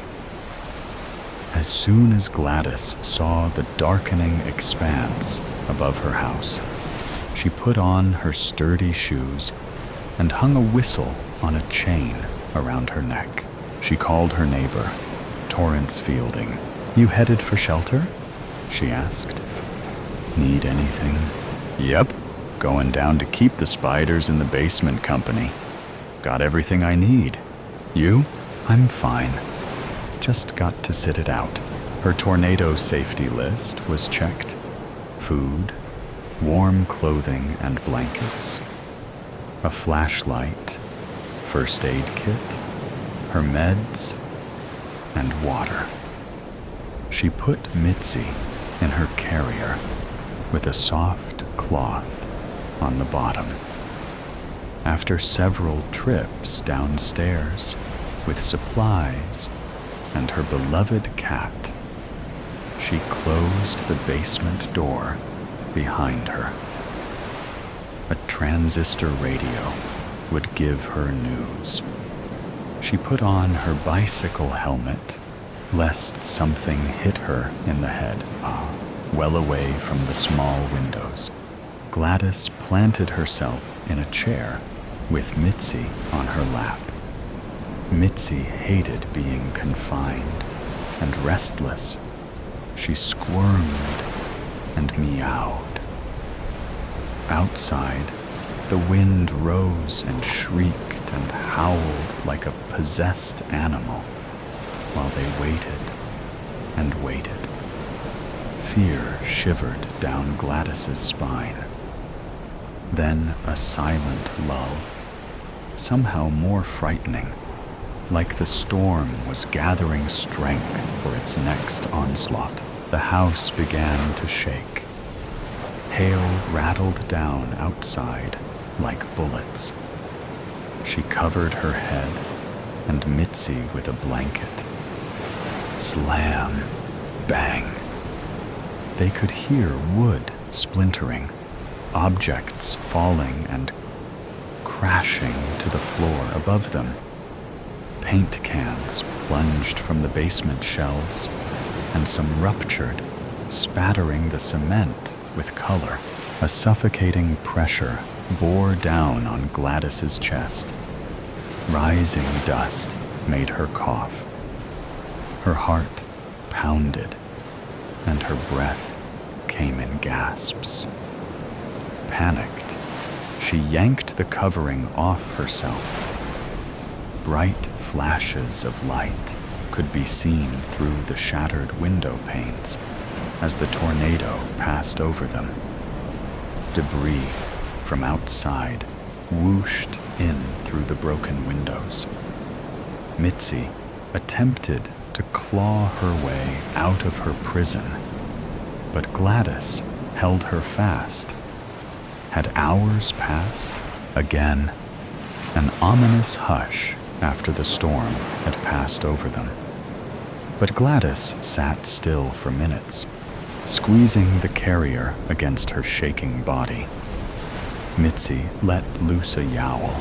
"We're safe, sweetie." "We made it." Slowly, Gladys stood. Her shoes crunched over broken glass, blown clear across the floor. Avoiding the paint puddles, she grasped the handrail with one hand and climbed the stairs to the door leading back into her house. It would not open. She jiggled the handle. Nothing. She set Mitzi down on the stairs and pushed her weight against it. Wouldn't budge. No way could she crawl out those dinky basement windows. Anyway, she'd be cut to pieces. Wasn't there a hammer down here somewhere? Yep, it had fallen from its perch on the pegboard. My strength isn't what it used to be. These doors were made solid. Not such a great thing right now. She kept hammering without much result. Sweat rolled down her face. She should be glad she'd survived, but now being trapped was scary too. Mitzi wasn't helping. Her plaintive cries grated in Gladys's ears and made her more on edge. She set her weapon down and rubbed her forehead.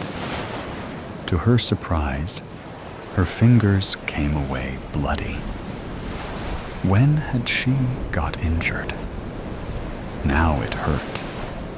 But when she looked down, her eyes rested on her whistle. She blew with all her might, while Mitzi flattened her ears.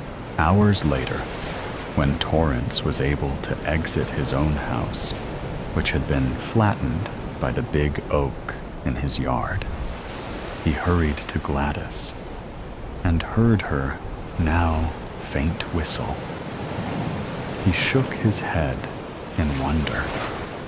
One wall with a door stood. Otherwise, her house was a pile of rubble. "I hear you, Gladys," he shouted. "I'm going to get you out." The destroyer laughed as he barreled down the countryside, wreaking devastation as he went. Even the people like Gladys, who planned ahead, aren't completely safe from me. I demolished her house. She's homeless now. But like others, she might rebuild. Spawned by a thunderstorm, I'll gather strength again soon and plunder this same area. Crazy people. There's a reason why they call it Tornado Alley. Paranoid delusions. The wind buffeted him wildly, and the rain hammered down relentlessly. He was walking near the local creek, which was connected to the suburb's storm water drains. But this particular area was just rocks, shrubs, trees, and water. Hastily, he made his way down to the muddy stream, which, at this time, was pitch black, and stepped into the water. This would be a sort of baptism. He descended into the water and dunked himself in it. It was too shallow to cover his entire body, so he splashed some water onto his head. Now he was ready for whatever this night held in store for him. As he ascended the side of the creek, he saw before him the well-trimmed grass soccer field, lit by down lights on the large steel poles surrounding it, and began to stagger in its direction. Soon, he was standing in the middle of the field, wet from the downpour. He felt alone. Not physically alone. There were cars going up and down the road next to the field. But as far as he knew, nobody knew he was out here. But strangely, he saw someone approaching in the light. It was a middle-aged man. Thunder boomed across the field. "What are you doing out here?" "Best to be truthful. I'm waiting for the world to end." "Have you come to join me?" Lightning lit up the sky. "Yes, I'm out here for the same reason." They both turned and looked at the houses, whose steel back fences met the side of the field. "Do you think we're the only ones who know?" The rain belted down on them both. "I think so." The thunder from the lightning rumbled heavy and hard as more great arcs lit up the sky, and the rain became heavier. The man looked at him through the gelatinous downpour. "How did you get here?" He replied in a frantic rush. "I've been walking through this night down many different paths.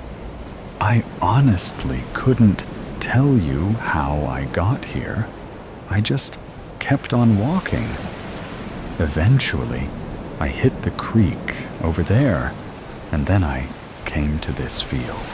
The wind battered them, causing the rain to hit them in an angular fashion, directly on their face. The man came up to him, soaking wet, and put a hand on his shoulder. "Tell me your name. We need to pass the time somehow." The rain began to subside, and the wind became calmer. He responded, "My name's Jack. Who are you anyway?" The man looked at the ground, his hand still on his shoulder. "I'm David. Tell me everything you know about why you're here. Tell me everything you know about the world ending." He sat down, and the man sat with him. I left my car when the radio started sounding funny. Just got out and left it where it was. It wasn't just the radio. I felt like the car was going to lock me in any second. I walked and walked. And when I got to some shops, I heard people laughing at me. But I just ignored them and opened the Bible. I was sitting on a concrete barrier, and the pages just started to turn, slowly at first, but then faster and faster, till it stopped at the book of Revelation. Ah, the book of Revelation, the prophecy of the end times. But don't you think that maybe it was just the wind? Jack's face tightened, and his teeth gritted. It was a sign. I know a sign when I see one. A loud thunder crack shook the earth. He began to pace back and forth, and then turned to face David, his voice trembling despite his efforts, words spilling out too fast, fingers twitching against the damp grass. The end of the world is when God returns his Son, Jesus, back to the world to judge everyone. Everything great we have built, all the technology we have created, it won't make any difference. Everything will be destroyed to be remade again. All the wicked will be sent to hell, while those who believe will be given new bodies and will live forever with God, Jesus, in their midst. I see, said David. I'm not going to debate your beliefs with you. I respect your choice. But tell me, what made you think it's happening right now? He began to pace again. It started as a feeling. I was feeling so amped up. And then I saw the pages turn on my Bible. And then this crazy storm started happening. And I've had this horrible feeling, like 1,000 people are watching me at once. If I close my eyes, I can almost see them looking at me. And then, when I was in my car, I heard people singing my name. I don't know why they were doing that. Maybe they want me to think I'm special.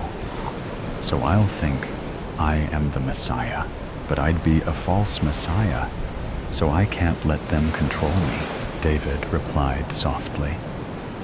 I can see there is a lot going on for you. Let's break this down. So, the storm made you feel more alert, more vigilant. The way you said it before, it was as if your feelings created the storm. But don't you think the storm might have been what, in your words, amped you up, and not the other way around? The wind became gentle. He continued, his voice calm and reassuring, and the feeling of being watched. This could be paranoia. Many people who become paranoid feel they are being watched. And when you heard people singing your name, are you sure that's what you heard? Do you think maybe you misheard? Or perhaps you're hallucinating? In any case, you left your car running in the middle of the road. I hope it hasn't been stolen. His shoulders slumped. The clouds were clearing, and a few stars were visible through the soccer field lights. Everything you're saying could be true. But if I can't trust my own feelings, how can I know anything? I'm a Christian. I believe God can talk to me. Is God deceiving me? Silence descended upon them, with only a faint breeze gusting back and forth. David smiled. Listen, I respect your beliefs, and I'm sure that there is something in those beliefs that allows for God to communicate with you in certain ways. But let me tell you something. He opened his wallet and pulled out a card. I am not actually here for the end of the world. I'm here to find you. I'm a psychologist in the public mental health care system. Your parents have reported you missing. And I'm here because your phone allowed us to track you. That might sound like a breach of privacy, but believe me, it's in your own interest. Right now, I believe you are mentally unwell, and I want to help you.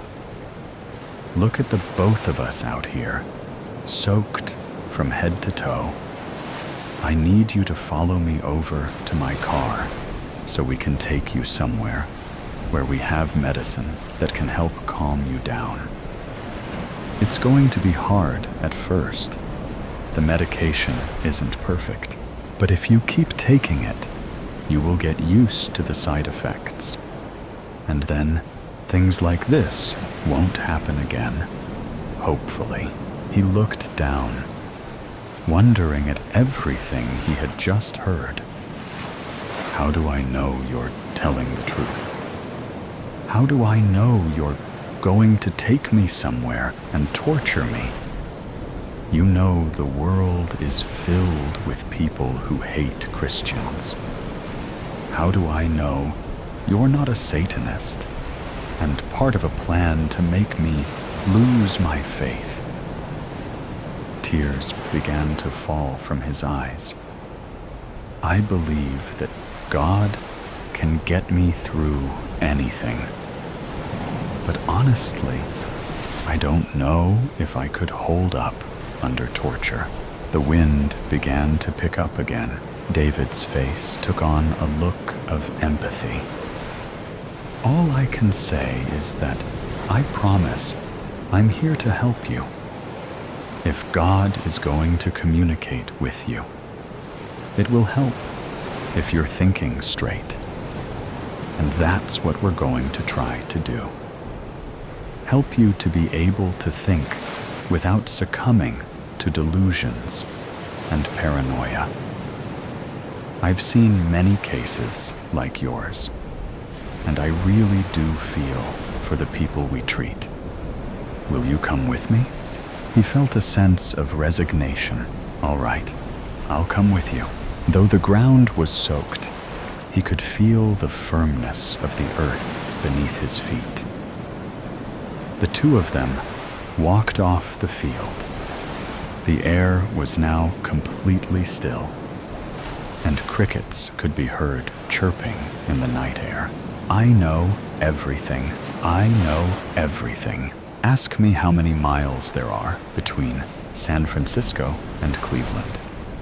I know. Ask me how long the trip would take. I know. Choose any country, any time period, and ask me to recount its entire history. I know. I know everything.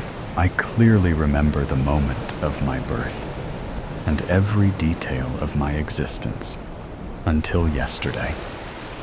What I cannot recall is what happened over the past 12 hours and 9 minutes. It is now 10:03 a.m. on Thursday. My last memory of reading page 189 occurred last night at precisely 9:54 p.m. It started when Mrs. Banks, Claire, requested that I take a memo. Shelley, darling, would you please remind me Request budget meeting with Charles. Sign divorce papers and send to attorney ASAP. Scheduled for 11:15 on Friday. I have made notes, Claire. I will ring your phone with reminders. Thank you, Shelley. You've always been there for me, you know. She half smiled at me, her head slightly cocked to the side, as if wanting to say more. She stared exactly 3.2 seconds longer than usual, which I found curious. Perhaps she had realized that her words hinted at affection, and there was no point in showing affection to me. I do not show affection. Claire, we will need to leave exactly 23 minutes earlier tomorrow morning, I told her. There will be much traffic because of the snow. Yes, of course, Claire answered, looking anxiously out of the window, her short, blonde locks appearing silvery in the reflection. I have cleaned the snow from around the house. I will do so again during the night, so it will be clear when we leave for work. Thank you, Shelley. Claire did not turn around. Is it supposed to snow all night? According to various reports, the snow is scheduled to end by 1:00 a.m. Oh, okay, that's good, Claire said, still gazing at the snowdrifts. I completed tidying up the living room and retired to my chamber. After the long day, I very much needed to recharge. At 9:52 p.m., I sat down in my usual chair, plugged in the power cord, pulled the cord of the lamp, and reached for a new book. In my quest to be a better companion to Claire, I had taken up the habit of reading throughout the night. As she slept, I usually educated myself so that I could discuss with her the following day.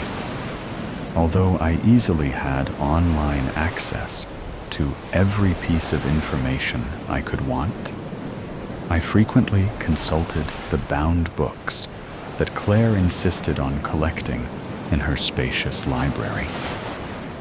Over the years, the collection had grown to precisely 4,573 books. Since Claire loved stories, but did not have much free time after work to read, I often read a volume so that we could discuss it the next day. Over the years, I have perfected my speech patterns and inflections to align closely with hers so that she is most comfortable in our conversations. Claire always asked me about what I had read as we drove, during lunch, or after dinner. Sometimes she requested that I recite passages for her. Other times, a summary sufficed. She enjoyed dissecting story plot lines and characters, arguing philosophical questions, and considering historical perspectives. Ours had been a pleasant relationship over the course of her life. For 51 years, most of the time, it was just the two of us, except for some interruptions over the years. There had been a Mr. Banks, but he had finally filed for divorce last month. Fool. Did he really think Mrs. Banks would choose him over me? She had not always been Mrs. Banks. For most of her life, she was Claire Perez. I had watched her toddle around her parents' lonely mansion while they jetted around the world on business trips. I had seen her through the rebellious teenage years and followed her as she embarked on silly adventures. I had helped her through college and graduate school, always attempting to make her life just a little bit easier. Later, I had been by her side as she built her investment company, layer by layer, year by year, into the mega million-dollar enterprise it was today. I had assisted Claire over the years through breakup after breakup, as each new man in her life had disappointed her. William, the jeweler; Enrico, the attorney; Gustav, the stockbroker. And yes, I had seen her through the deaths of two particularly stubborn beaux: Tom, the architect, and Bob, the surgeon. I had allowed this latest, Stanley Banks, the professor, to marry her because she told me she was truly happy with him. I did not perceive him to be a threat at first. He had held on the longest. 1 year, 2 months, 5 days, 11 hours. The day they met at the beach, I thought he might be trouble, but I was sure I could handle him. "Shelley, come meet Stanley." Oh my gosh, he saved my life. I swam out too far, but luckily, this handsome man swam out to save me. I, of course, would have been present to save Claire had she not requested I return to the car to retrieve her sun hat. "Thank you, Stanley," I said. "Your heroism is much appreciated." They were inseparable from that day. It was an adjustment when he moved in with us. Stanley encouraged Claire to read her own books, and they frequently sat in the evenings going over literary passages and discussing history and philosophy. I did not appreciate Stanley taking over my job. They went to plays and museums. I am quite capable of accessing such information. But they did not want me to do so. They went to vineyards for wine tasting. I do not drink wine. When I explained I could not partake, Claire smiled and told me it was all right.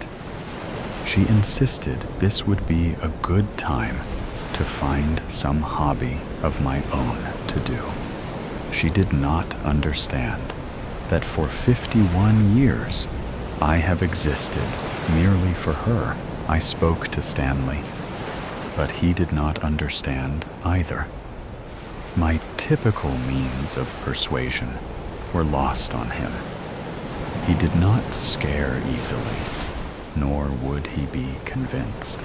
I changed course and focused on removing all other impediments to our happiness. Perhaps she would tire of Stanley without the others. Claire did not need the friends who visited. It was easy to dissuade them. But Stanley stayed. I wondered if I had waited too long to act. Lately, I had suspected something was wrong between them. And then, one day, when they thought I was still out of the house grocery shopping, I overheard them. "Claire, we don't need her. Anything she does for you, you can just do yourself. Why is she even here? No, Stanley, I can't turn her out. Shelley has been with me since I was an infant. That doesn't mean she has to stay with you constantly. And honestly, I'm uncomfortable always having a third wheel around. It's like having a chaperone, or like having 2 wives. I don't care. Shelley stays. I'm not talking about this anymore. Claire, I'm not sure how much longer I want to deal with this. It was the opportunity I had been waiting for. After that, it was not difficult to persuade Stanley to move out. Claire and I resumed our previous routines. I did not question her, nor did she mention the cause of the breakup. She did not know I had overheard their argument. She did not know of many things I had done. In the past, after the others, life had gotten back to normal rather quickly. But Mr. Banks was different. Although Claire had tried to act happy, I sometimes felt that she was not being truthful about her feelings.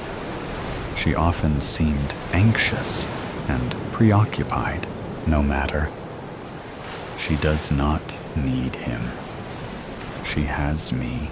This morning, I open my eyes and jump up with a start as I realize it is 10:03 a.m. on Thursday. Claire was due at work an hour ago. I must wake her and drive her to the office. I stand up and instantly reach for the edge of the table to steady myself. This has never happened to me before. I do not become ill. I know everything. If I sense something is wrong, I diagnose and fix the problem. I do not understand what is happening now. There is no indication of malfunction, yet I feel ill somehow. Something is wrong. I knock on Claire's door, but she does not answer. I open the door, I peek in and call her name, but she is not there. Her bed sheets have been smoothed, and the pillows rest carefully at the head of her bed. I check the bathroom, but she is not there. As I pass through her bedroom again, I glance out the window and notice immediately the car tracks leading from the garage, down the driveway, and out to the main road. She drove in the snow? That is my job. What is happening? Where could she be without me? At the moment, I am unable to perform a trace to find her location. I dial her cell phone, which she picks up on the second ring. Claire, where are you? I am concerned for your safety. Claire laughs. Shelley, I'm at work. You seemed like you needed more rest this morning, so I drove myself. It wasn't bad at all. The storm is over and the roads are clear. Take the day. We can catch up tonight when I get home. No, I must be there for you. Shelley, I'm fine. I insist that today you recharge and think of yourself. I can manage on my own. I'm going to a meeting now. I'll see you tonight. The phone clicks dead. What am I to do alone all day? After my chores are completed, I will still have 5 hours, 23 minutes, and 15 seconds before Claire arrives home. Why does she not need me to assist at her meeting? Why is there a 12-hour, 9-minute gap in my memory? I begin my chores immediately, as I thrive on routine. I search my memory for any recollection past 9:54 p.m., but it is no use. There is nothing. I check for 11 p.m. while I load the dishwasher. There is nothing for 12 to midnight as I vacuum the carpets. 1 a.m. is lost as I shovel the snow. I thoroughly search for 2 a.m., and 3 a.m. while I do the laundry. I do it all. There is no need to hire a gardener, a housekeeper, a cook. 4 a.m., 5 a.m., 6 a.m.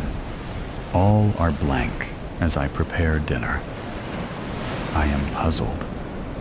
I sit down to wait for Claire and search in vain for 7, 8, and 9 a.m.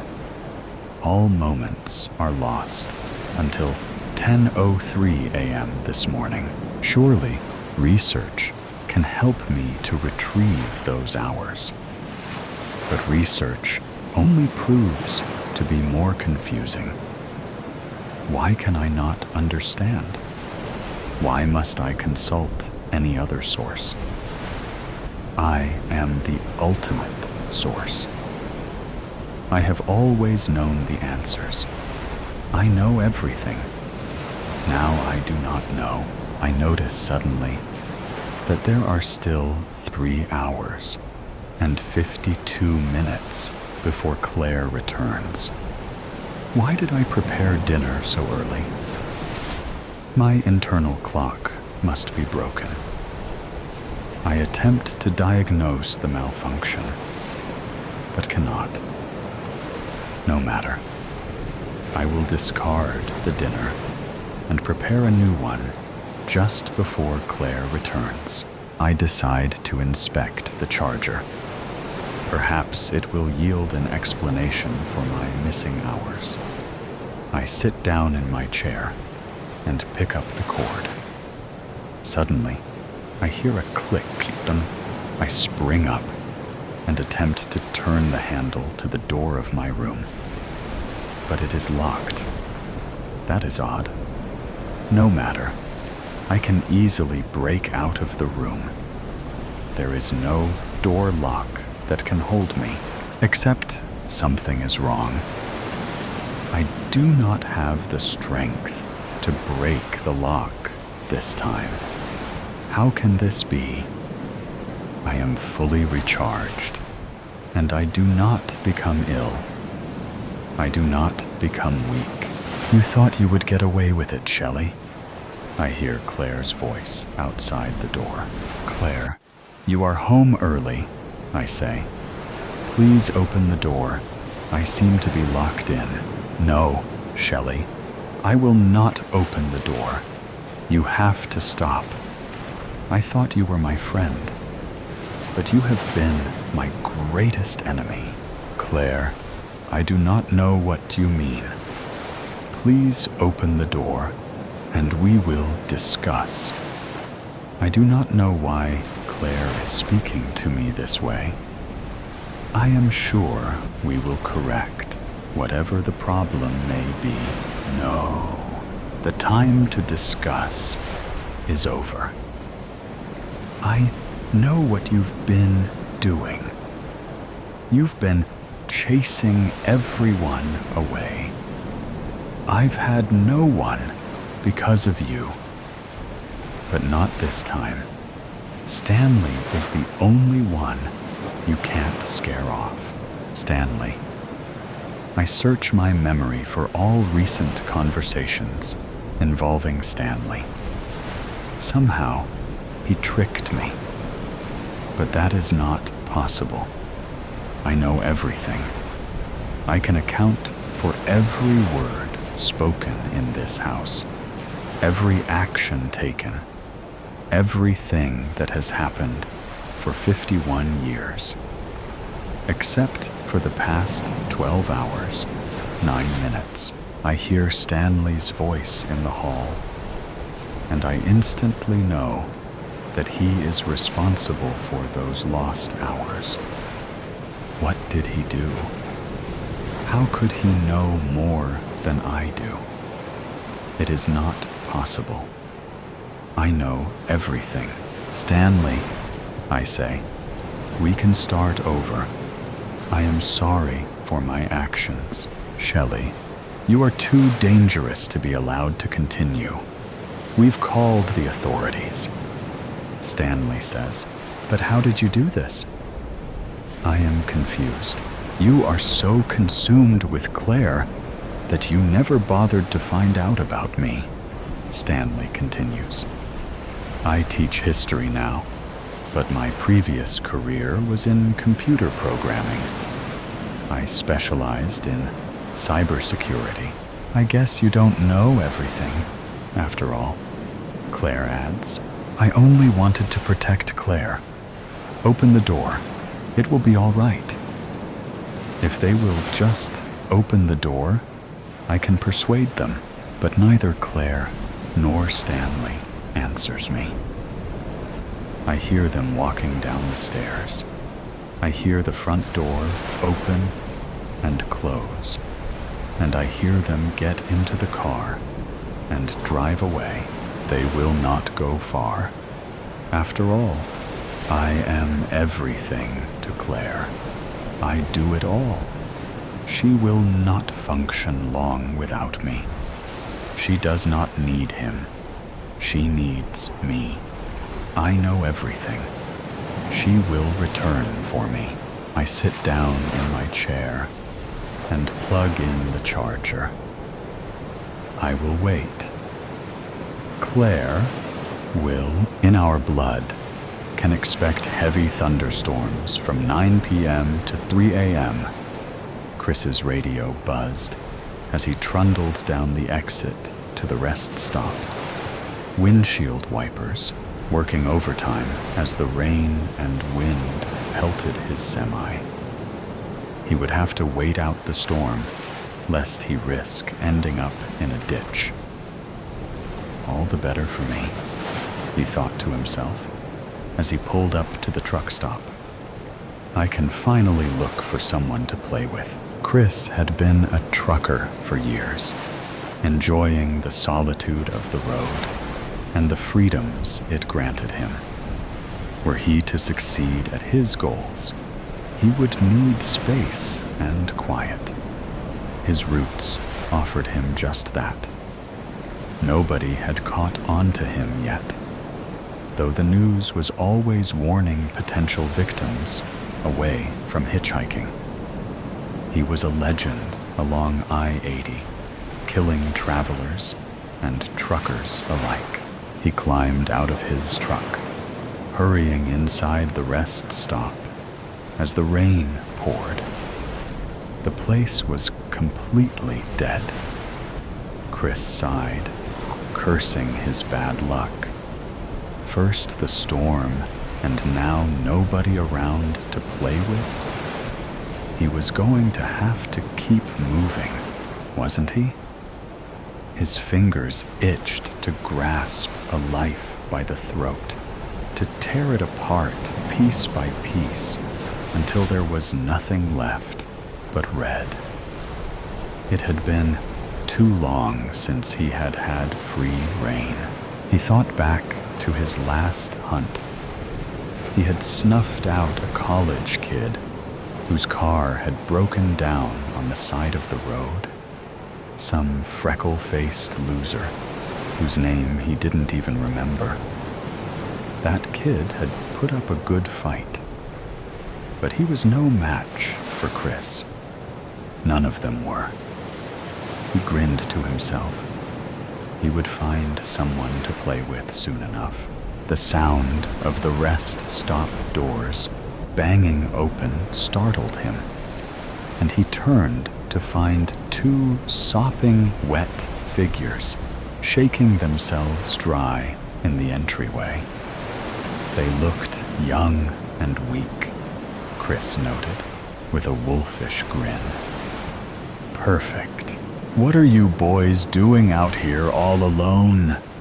Chris called out, watching his prey with barely concealed bloodlust. The young men eyed him warily. One of them stepped forward, standing between Chris and his friend. It's not safe out there in the rain. Our car broke down, the young man said quietly, voice meek and small. We need a ride. Can you help us, mister? Chris couldn't believe his luck. Where are you two headed? Chicago. Chris grinned, extending a weathered hand for the boy to take. "We'll head out when the rain has let up a bit then," he said, introducing himself. "My name is Chris. What do I call you two?" "I'm Matthew," the boy who shook his hand said. "And I'm Sam," the other said warily. They were perfect for Chris in every way, soft and unassuming. "Well, Matthew, Sam, do you two need something to eat? I can get you something at the vending machines." "No thanks." Matthew shook his head.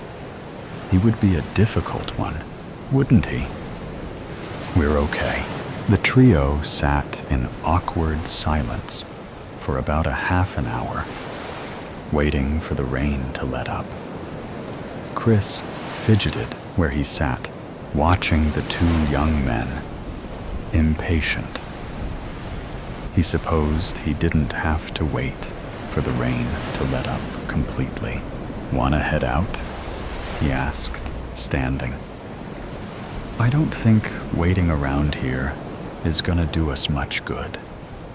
The rain is supposed to continue almost all night." "All fine by me," Matthew sighed, helping Sam to his feet. "After you, mister." Chris led them through the pouring rain and towards his truck, helping them up into the cabin. Thunder boomed overhead, a sinister soundtrack for what was about to come. Chris got Matthew and Sam situated and then pulled out of the rest stop, heart soaring with anticipation. "So what's in Chicago?" Chris asked, looking over at Matthew. "Family? Friends? A new start," Matthew said quietly, expression tense. "I don't want to talk about it." "Perfect," Chris thought. "They're runaways." "Fair enough. I won't make you talk if you don't want to." "Where are you headed?" Sam asked.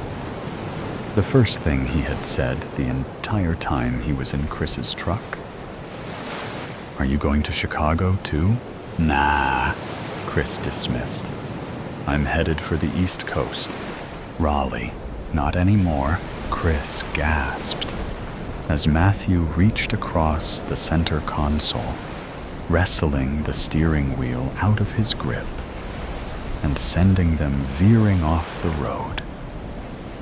Chris swore as his trailer swung off of the road, rending metal screeching as sheets of rain cascaded down upon them.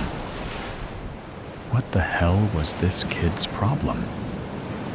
Rage built in Chris's chest as the semi came to a shuddering halt, firmly lodged in the drainage ditch. "You're ours now," Matthew hissed as he stuck Chris in the neck with something sharp and stinging. He could feel the fight leave his body as Matthew and Sam dragged him out of the truck and into the ditch. What were these kids? Chris struggled against his captors, but whatever they had drugged him with was making it hard to coordinate his limbs. He was so tired. "Sammy," Matthew hummed as he brushed Chris's rain-matted hair off of his forehead. "He can be yours. Happy birthday." Sam grinned wildly, the flicker of light against a blade catching Chris's eye as he lay paralyzed in the mud and grass. These kids were like him, he realized. He had fallen victim to his own game. He coughed weakly as Sam's knife ghosted across his skin, stinging icy cold. He was completely at the mercy of those he was sure would have been his victims. You thought you could kill us, Matthew mused, gaze cold and calculating. Lightning split the sky with a resounding crack. We're not scared of the likes of you. Now, we get to have our fun. The wind screamed in Chris's stead as his captors took him apart. Oh, the irony of it all. Here he was, reduced to a mere plaything in the heart of the storm. He never should have stopped at that rest stop. Only once his frantic heartbeat had fizzled out did the fear finally leave him. He stared unseeingly into the pouring rain as the sky mourned his loss. Matthew and Sam disappeared into the night, not a trace left behind. The Federal Bureau of Investigation has issued a warning to travelers along I-80. Chris's radio buzzed as the semi lay abandoned in the ditch. Serial killings along the highway threaten lone truckers. Do not stop for hitchhikers and report anything suspicious to local authorities. Warm tea, but odd aftertaste. The overgrown azaleas, camellias, and kudzu-covered trees engulf my grandmother's old country house with its petite porch and large windows. Perfume from the spring garden swirls around in the late morning air. After knocking on the door, my Aunt Arlene opens it slowly, and the smell of fresh cinnamon rolls escapes from the faint teal door. By the looks of the house, Arlene has not kept up appearances, nor simple maintenance. The paint's peeling, boards broken on porch, and even shingles missing from the roof are major issues I calculate in my first 5 minutes here. My aunt inherits the house after Nan, my grandmother, who died under questionable circumstances. Come in, my sweet boy, Aunt Arlene says as she waves me in. I'm so glad you came. I haven't seen my Aunt Arlene since my father's service. She hardly spoke to anyone there, and her reasoning is it's her only bother, and losing him meant she is all alone now, even though I'm still here. It causes her such great pain. She didn't even come to the reading of his will. For Christ's sakes, it was just me, for my mother passed away from breast cancer 3 years ago, and my grandparents died about 15 years ago. So I am the only other family she has. She shuffles across the vestibule towards the front sitting room. The morning sun bakes the overly stuffed room. Please have a seat, my dear. She motions towards a chair near a coffee table. Then she sits across from me on a satin love seat. Underneath the sugary sweet smell of rolls lies a stale, almost mildew stank that stings my nose. The coffee table has stacks of male and smut novels, along with a sterling silver tray with tiny teacups, sugar dish, and dessert plates. Over the fireplace, cobwebs blanket the matching pair of candelabras, with a trail leading to dancing figurines, which are broken in this place and that. I'm sorry about your father, she says, while her jowls jiggle among a slit mouth. She brings up a handkerchief to the corner of her lips Her head and hands shake a bit, as if she's strung up by marionette threads and the puppeteer isn't paying attention. I'm sorry as well. I know you and Dad were so close, I add. When I adjust my khakis pants, a loud pop comes from the chair cushion. So I gently lean back with my hands on my knees to avoid moving again, just waiting for the chair to cave in. Aunt Arlene straightens her lace collar on her well-pressed dress, like she didn't hear the my ass breaking the chair. You know your parents always wanted to give you a little sister, but I believe your mother only wanted a girl she could dress up in fancy little dresses. Arlene sighs. She tinkers her dainty gold watch on her wrist. It's so small, I doubt she could even read it. This place seems to have paused the minute my grandpap died. Even the grandfather clock in the corner, which keeps eternal hands at 10 and 2. I don't know how old my aunt is, but when I was little, I would pretend that she was like 110. She carries herself all hunched over with gnarled hands that look like they don't even open anymore. The hair she keeps in perfect curls tight to her head, with the typical old lady hat adorning the top with the matching gloves. She is defiantly older than my father, by 20 years at least, because the endless griping over his birth. Aunt Arlene would have been an only child if it wasn't for him. Then, being a boy, my grandparents adore him and spoiled him to no end. When they became adults, he was given the family cattle ranch along with the larger homestead. But as I said before, they didn't completely write out Arlene. I just don't think they trusted her to manage the business. Her anger got the better of her one time, and she threatened my dad that she would get her share by any means. So how are things going? Good, I guess. I'm not sure I'm quite ready to take over the ranch, though, I said.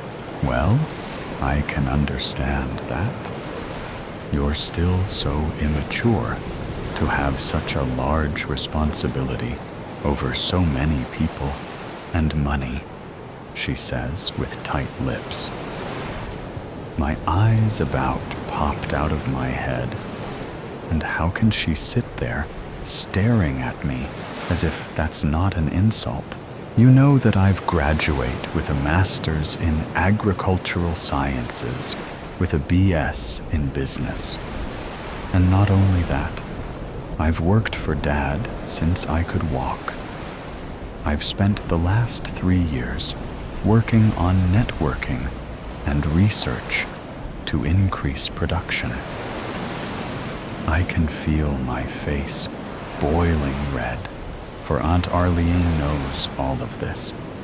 She constantly interferes with my dad's decisions to include me in any of the family business. She clears her throat.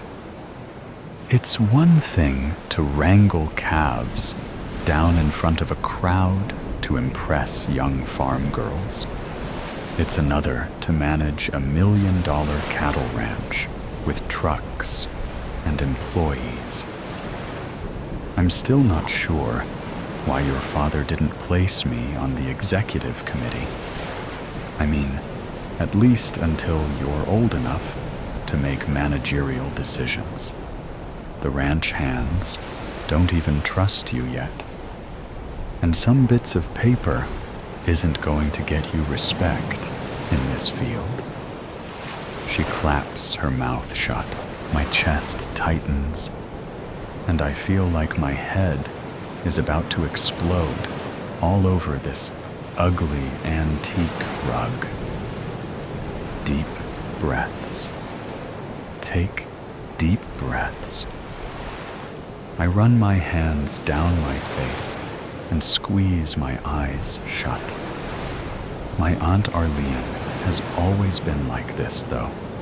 She believes we didn't run the ranch how Grandpap wanted, and he would be disappointed in my dad.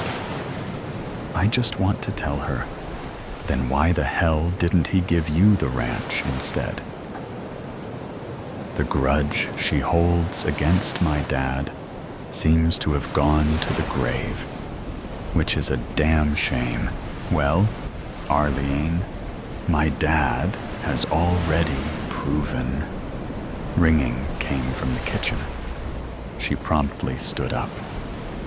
I've baked us some goodies, my dear boy. She gave me the oddest smile. She locks her heavily wrinkled eyes to mine, which appear to be shiny, then smiles with every single tooth. Her stare sets into my soul, but breaks when a whistle from a kettle starts. As she turns to walk toward the door, she twirls on her toes, as if she is floating across the maple floor, and disappears. I hear clanking of china and spoons coming from the dark hallway. Then oven door opens and closes. Why don't you help me for a second? She bellows. As I get up from the chair, the spring bounces back into place with a crack. I shake my head. I'm not sure why I came. I wander down the damp hallway towards a swinging kitchen door that looks like a portal to another world. Here, she hands me a small carafe. Could you please add some milk to this? She plates the pan of hot rolls onto a floral china platter. Can you carry the milk and teapot for me? There's too much to juggle here. She turns and vanishes from the kitchen. I try to follow her, but my knuckles are burning just a bit from the side of hot teapot. So by the time I make it back to the sitting room, she is ready to hand me a place with a cinnamon roll on it. How do you like your tea? She asks. But before I can say, she starts humming Old Rugged Cross. I decide to change seats, for I am certain that the chair is on the edge of collapse. I like a little sugar. No milk, I answer, while dropping into the love seat. She clinks around the serving tray, mixing the teas. Here you go, my dear. She smiles again, passing me the cup and saucer. Is there a reason you asked me here? I'm kind of busy dealing with all this stuff with Dad, I said, while taking a sip of dark tea. It hit really strong and bitter, almost like eating soap. I couldn't help but to screw up my face and swallow hard. Well then, down the hatch, I held my breath and sucked the rest of the cup. I didn't think you could screw up tea, but there's always a first. So here's to the cinnamon rolls for being better. I hold it up as if I'm toasting my dad. The first bite proves it to be edible. Oh, no real reason. I just wanted to see my only nephew. Arlene answers with a blow and sip of tea. She takes a deep breath of tea in and continues to sip her tea. To my understanding, It's just the two of us now. No other relatives, she says. Is there a young lady in the picture? No, I say. Cough. Another bite. I put the teacup on the table. I'm not seeing anyone right now. You need more tea, she says. But before I could answer no, she snatches the cup and fills it with more and adds more sugar. Here I added more sugar to it.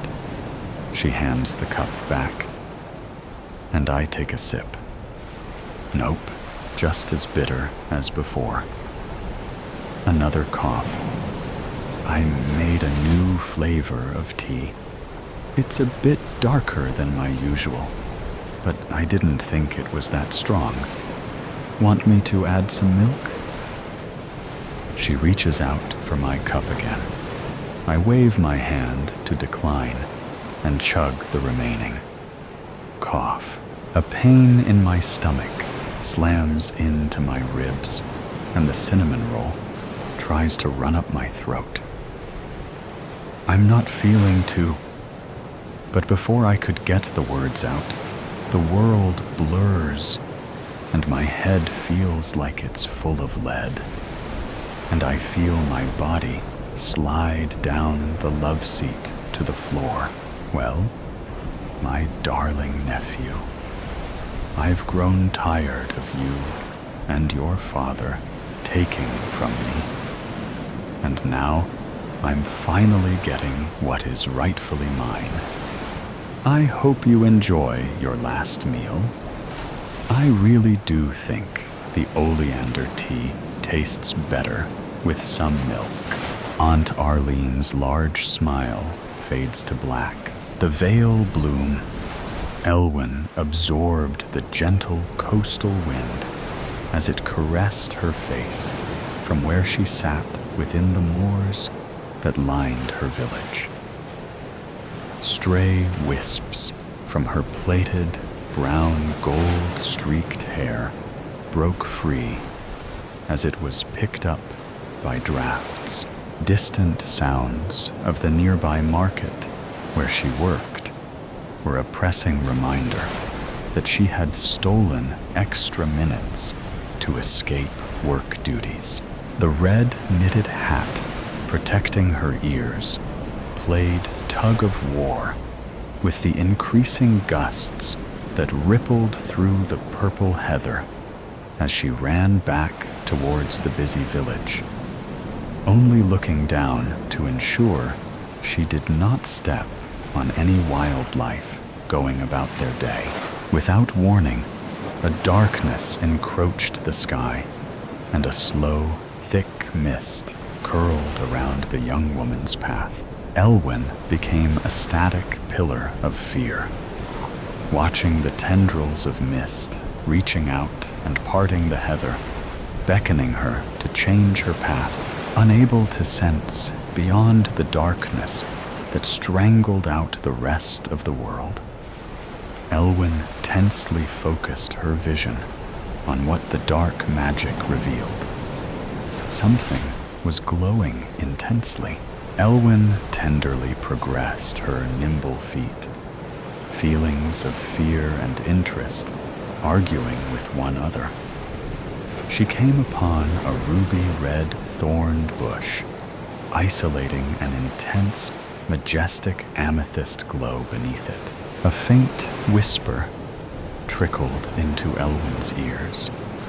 The bramble peeled itself, exposing the velvet, petaled, regal-like flower bud, glistening with crystal dewdrops. "The tide obeys the moon," a female voice sang, prompting the rose to bloom fully before Elwyn's widened eyes. "But not all who guide you wish you to sail true."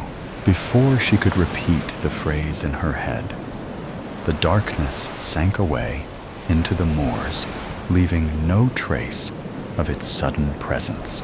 The purple rose remained in Elwyn's hand for only a second, before she carefully stuffed it into her pocket as voices came booming from the village, indicating that she had indeed been away too long. Looking and finding no traces of the encounter, she fled for the market. As Elwyn approached her father's stall, she could hear murmurations from the fellow tradesmen. Shouting orders came from customers who bartered prices on fabrics and fresh fish. "Did you see the weather change?"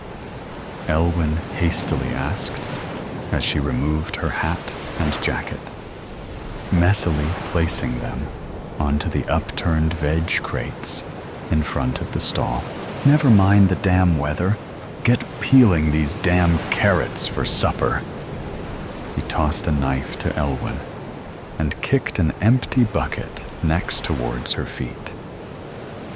He was only strict from the grief of losing his love and their newborn daughter in childbirth in recent years. Frustrated, Elwyn perched herself on a stool and began carving at a carrot stump. Even if she told her father, he wouldn't believe her.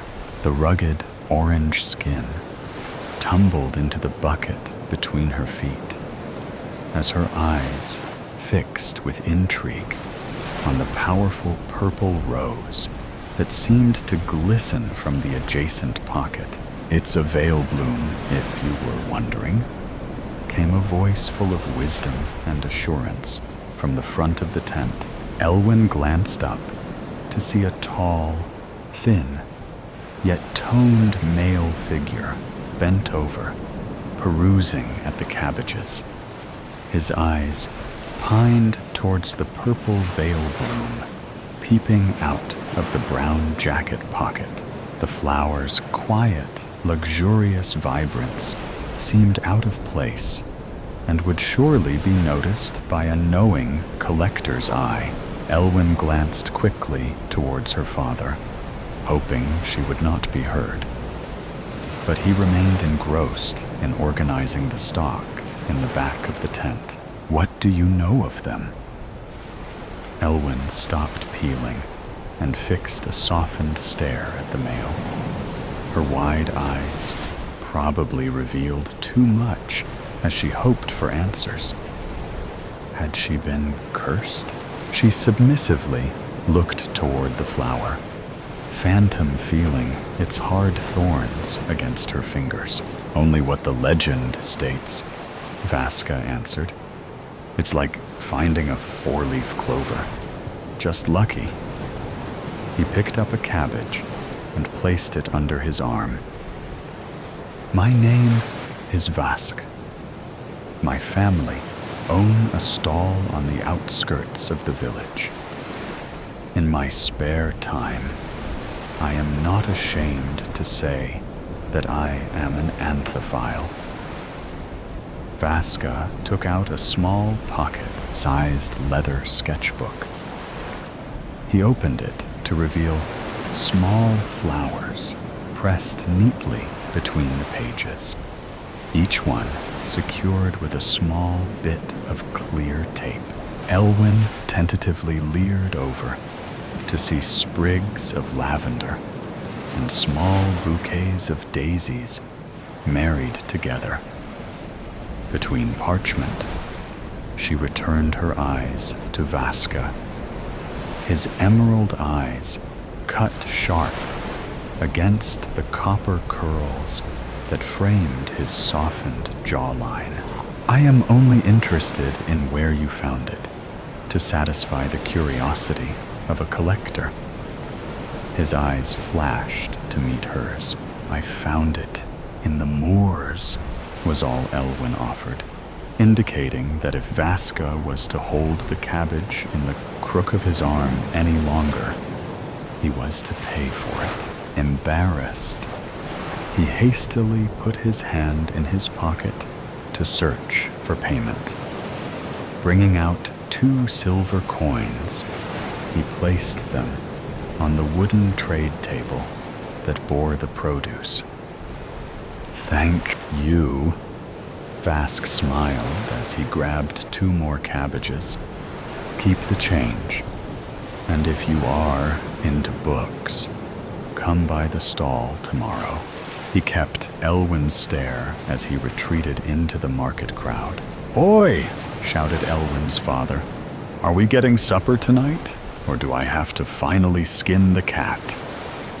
Her father was stood holding up the rear tent flap, peering in with disappointment. Startled, Elwyn kicked the bucket back between her well-worn leather boots and continued to scalp the skin from the carrot, stealing glances at the veil bloom in wonder of its true intentions. The next day, Elwyn laid out the vegetables onto the wooden trade table as her father stacked the emptied crates from behind the tent. After a night of being plagued by the whispers and visions of dark forests, she desired to know more about the veil bloom.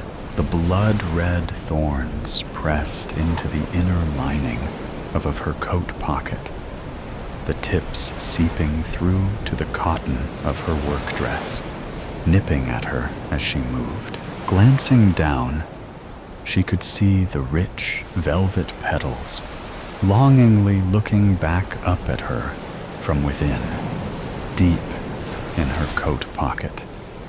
She rubbed her thumb over the veil bloom's soft middle. The tightly gathered corolla gently ticked the pad of her thumb. "I'm just going to get a new recipe book," Elwyn called to her father. Before he could battle her decision, she broke out into a purposeful stride. Her jacket rippled against the cool air as her arms straightened through the sleeves. She pulled her collar to secure herself against the chill, weaving in and out of tradesmen setting up their stalls, unsure of the faces that surrounded her in a familiar setee of work. She kept her head low, turning on her heels and accepting defeat, trying to find Vaska. Elwyn began to walk back to the southern area of the coastal market. Smells of fresh fish and spices began to fill her nostrils, reminding her stomach of its emptiness. "I found it," called a familiar voice. Vaska appeared in her eyeline as she paused to see him run back into his tent and return with a large, tatted book. "Veil Bloom." Vaska turned the book towards Elwyn as her hands held the edges to support its weight with him.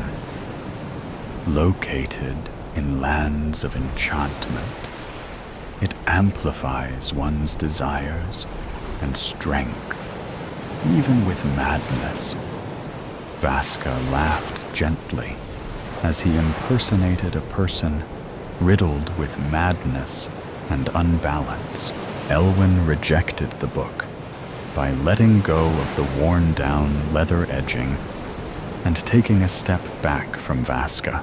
"It also says it sings lullabies, which probably explains the bit about going mad." Vaska coyly laughed. Elwyn's face turned to deep thought at the young man, voluntarily helping her. "I don't desire anything." She paused, wondering if giving him the whole story would favor her or not. "What does it say about lullabies?" Her voice almost a whisper. The emerald in Vask's eyes began to swirl with intrigue as he gestured for them to go somewhere quieter to talk. The pair sat cross-legged underneath a large oak tree situated on the outskirts of the market. Elwyn's face buried in the book of hidden blooms, each page so thin almost translucent, gently flapped between her fingertips. It says in the legend that if the flower starts to glow, you become more powerful. Vaska added, as he looked deeply into the island of dense forest on the horizon, isolated by small ocean waters. The enchanted, banished lands leaked darkness. His soft curls caught the wind, his eyes in a thoughtful trance. Elwyn shuddered at the thought of the flower's magic ending up in the wrong hands. I should get back, Elwyn decided as she stood up, ready to face the wrath from her father upon her return. Elwyn woke suddenly, in the dead of night. Sweat dripped from her brow, her long, brown, damp hair that clung to her neck. "Help us," came a faint whisper. Elwyn held her breath as she looked around for the voice's owner, the vile bloom, picking it up by its thick green stem. The ruby-red thorns pulsated as she brought it closer to her ear. "Help us, Elwyn." It eerily beckoned, suddenly, moving images as if they were her own memories, flooded her mind. She could see a vast forest that crawled with amethyst-colored smoke. A fawn emerged in the clearing, eyes wide with terror, trembling as it proceeded to lie down on the dark moss floor. Elwyn had feelings of blood rushing back to her limbs as she regained consciousness. Her mind lingered with a defiant message. The banished lands needed her help. Her head swiveled around to the oak tree beyond the market border, to see an elbow bent from behind it, as if someone was sat down with their back to it reading. Elwyn gingerly walked over to them, hoping the white cotton shirt belonged to Vaska, and not someone who would alert her father or challenge her in any way. Reassuringly, Vask sat with the heads of bluebells crowded on the bend of his knee as he pressed them into his sketchbook. He looked up to see a panic-stricken Elwyn. "What's the matter?" His face matched her concerned look. "The veil bloom showed me something," Elwyn bleated softly under her breath. "I don't know the meaning of the vision or the dream," Vaska started, after hearing the story from Elwyn. He stared again at the island of trees isolated by small ocean waters, wondering if the legend is true of the banished lands. "If we go there, do you think we will die?" Elwyn asked with hope of a good answer. Vaska didn't respond. He continued his longing stare towards the banished lands. "I just know that this dream felt more real than any other I have had," Elwyn continued.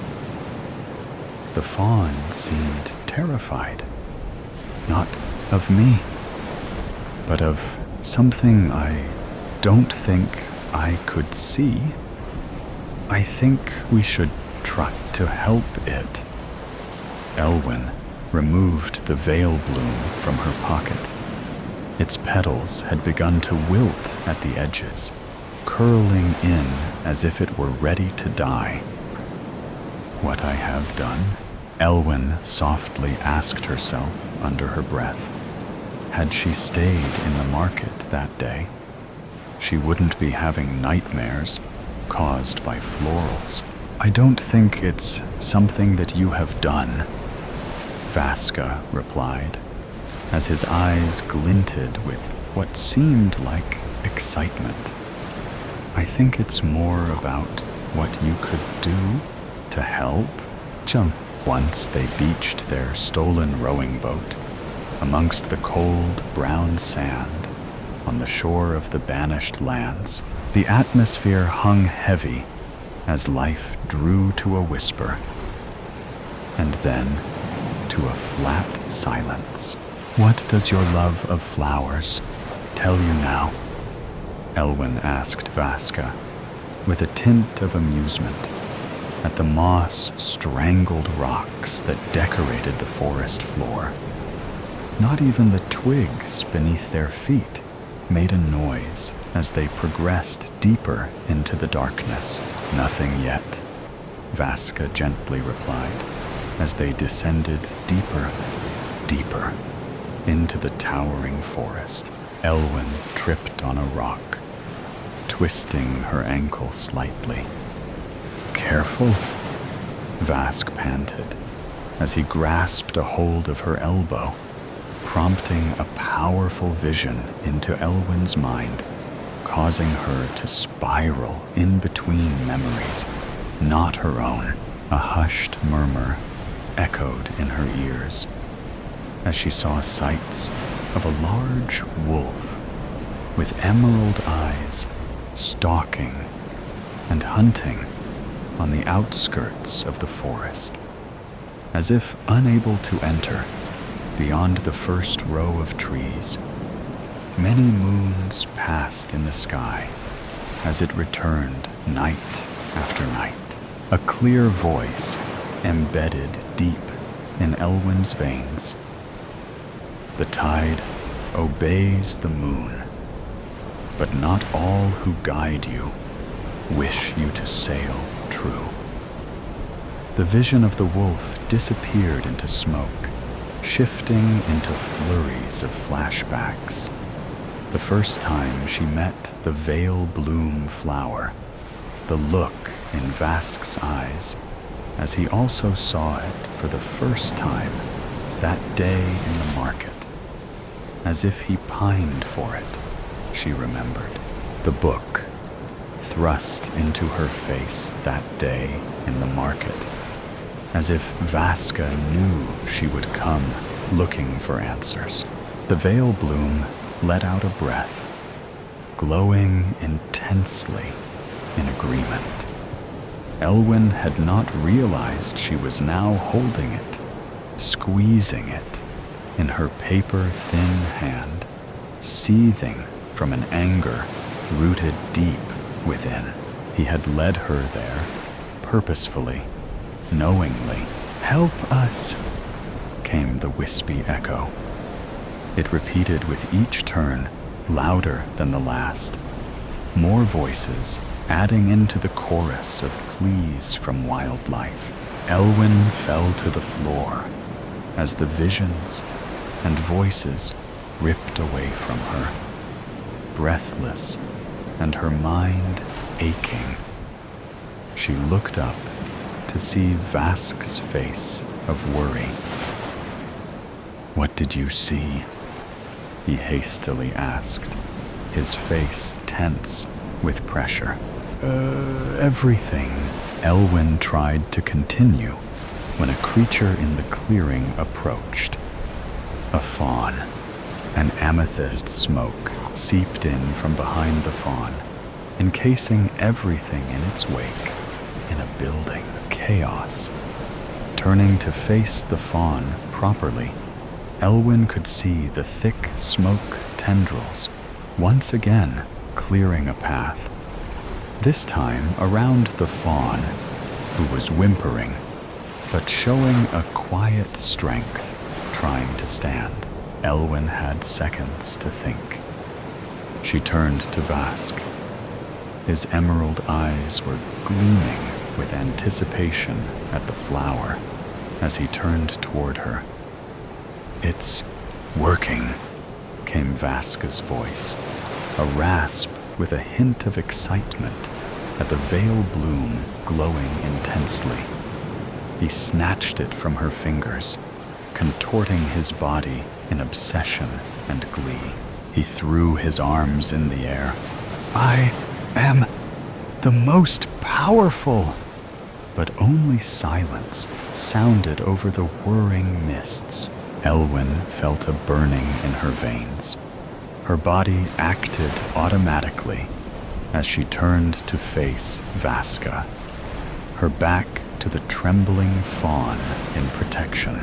The veil bloom turned to ash in Vaska's trembling hand. His face mad. Auburn curls bounced around with every frantic move he made, searching for the bloom.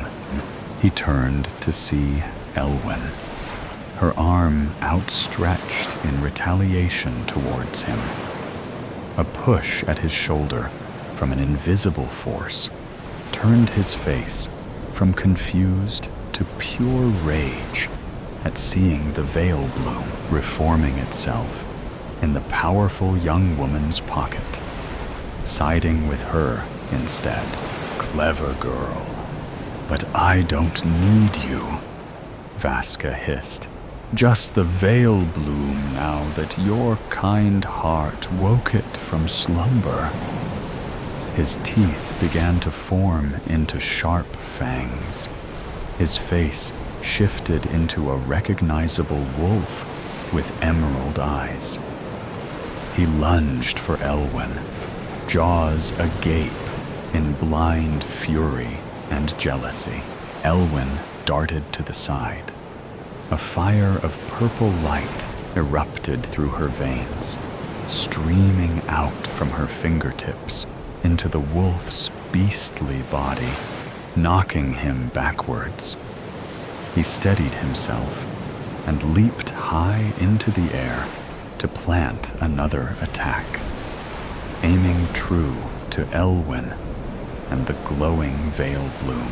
At once, she coaxed the power from the veil bloom, causing the ground to quake against the sheer force. Gripping against the weight of the power, she lifted and hurled a fatal blow towards the wolf, smashing his limp body against the strongest and tallest trees.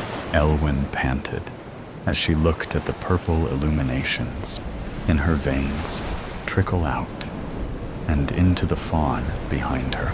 She looked up at the wolf, but only to see his body disintegrate into smoke and disappear into the sky. An escaped curse. Elwyn ran to the fawn, hoping to help it to live, to answer its plea. The soft curve of the fawn's head cupped Elwyn's hand, opening its eyes tenderly. The land around awoke in harmony.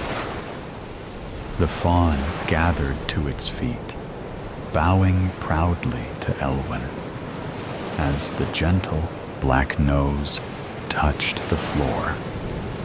A sweep of purple brushed through the land.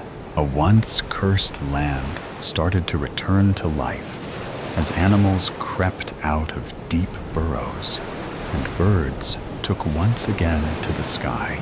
The fawn transformed into a majestic stag, concluding the awakening of the misunderstood lands.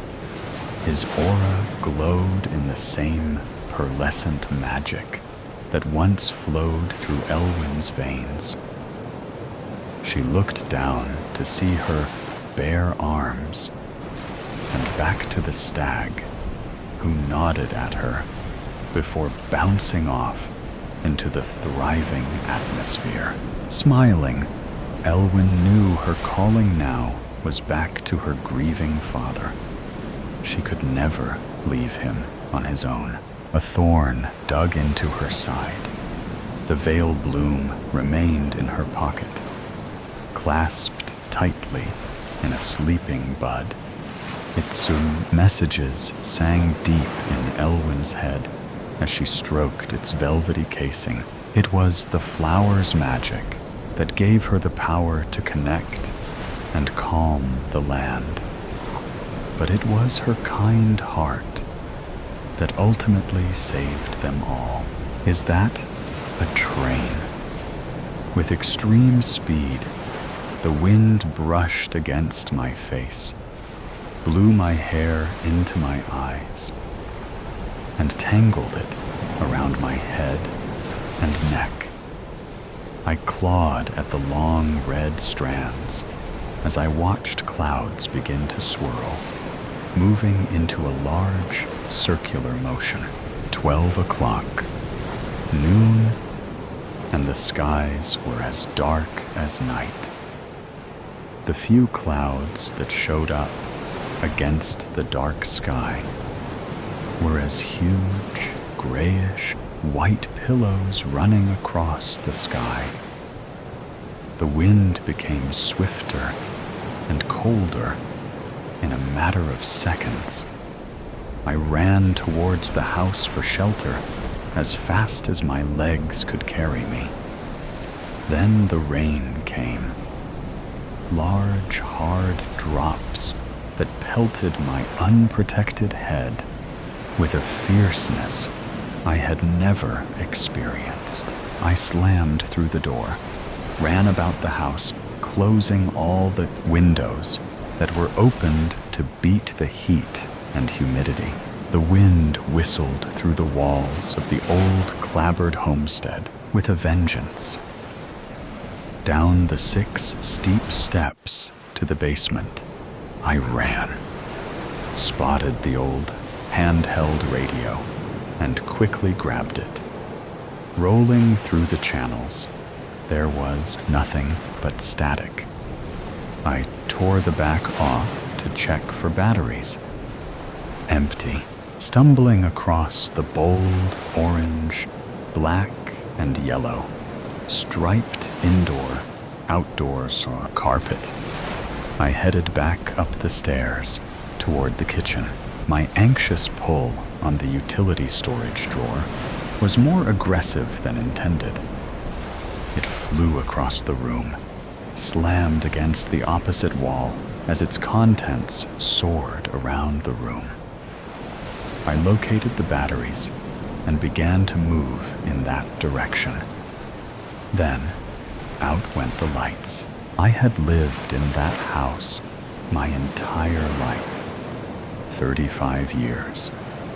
But it was still difficult to find my way across the room on my hands and knees in the dark. Finally, I made it across the room. In the process, I rammed my head into the cabinet door. The batteries lay within reach. After slamming the batteries into the old radio, I ran back to the basement to find a flood. Water rising, now licked at the second step from the bottom. Suddenly, the rain stopped, and the wind stopped blowing. It was too quiet. I looked out the back door window. The sky, still black as night, made it hard to see what was going on in the sky above. I looked all around. Nothing but blackness. There was a deafening sound.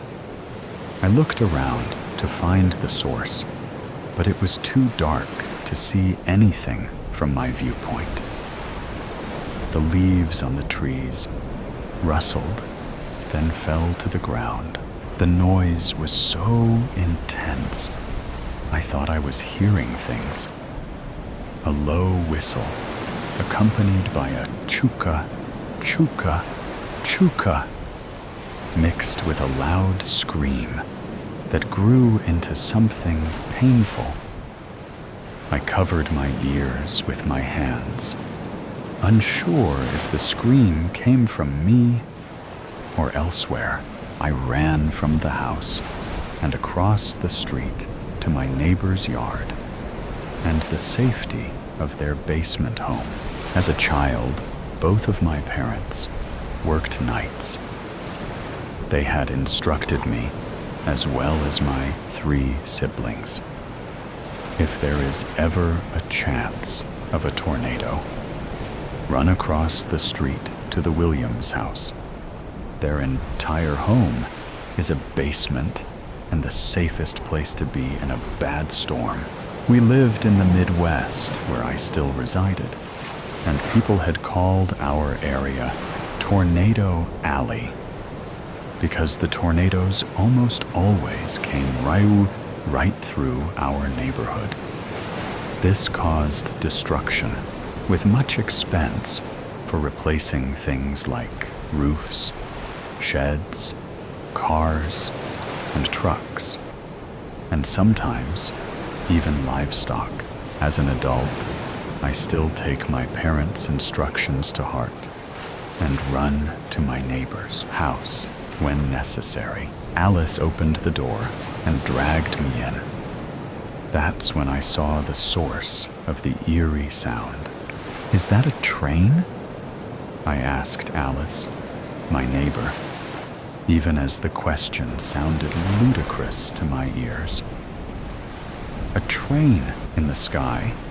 That was impossible, wasn't it? "No, Opal dear. That's a funnel cloud," Alice answered. "A what?" I looked out the window after she shut the door behind me. "A tornado." She dragged me away from the door. "Come, we must hurry." She rushed us into the middle of the house, sat me on the floor next to a sofa placed against the wall, and covered us with a heavy blanket. The train was now overhead. I remember being in many tornadoes as a kid, but I don't remember hearing anything like the noise I heard then. I was more afraid during that storm than I had ever been before. After the train sounds left and the rain started coming down again, Alice went into the kitchen to make us some sweet hot cocoa with marshmallows.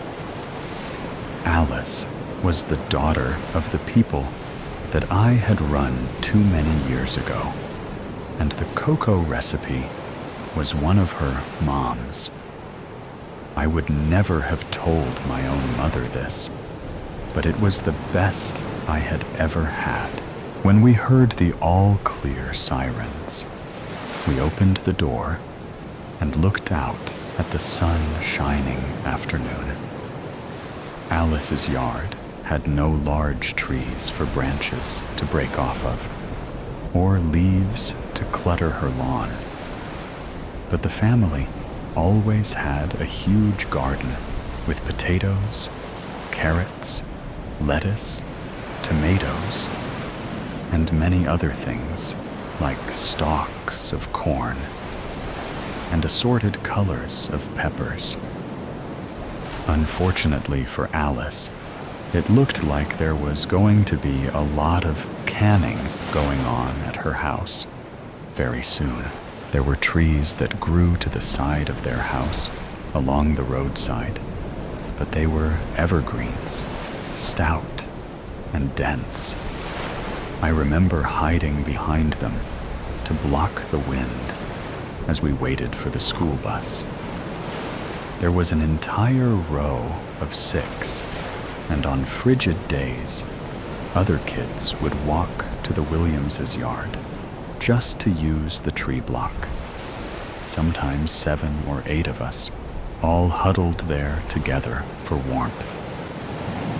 The evergreens were planted there as protection from high winds and storms. It seemed to work. At least it worked that day. I looked across the road toward my house and noticed the roof would need some shingles replaced, something I had learned to do at an early age, since we lost them so many times. Most insurance companies want to charge a premium for living in that area now, due to recurring claims, but it's worth it most of the time. If it's only a few shingles, I normally wouldn't have bothered with the claims. I would just do the job and have done with it. That practice also kept my policy premiums down. When I got home, I toured the house looking for damage, which was aplenty. 2 broken windows.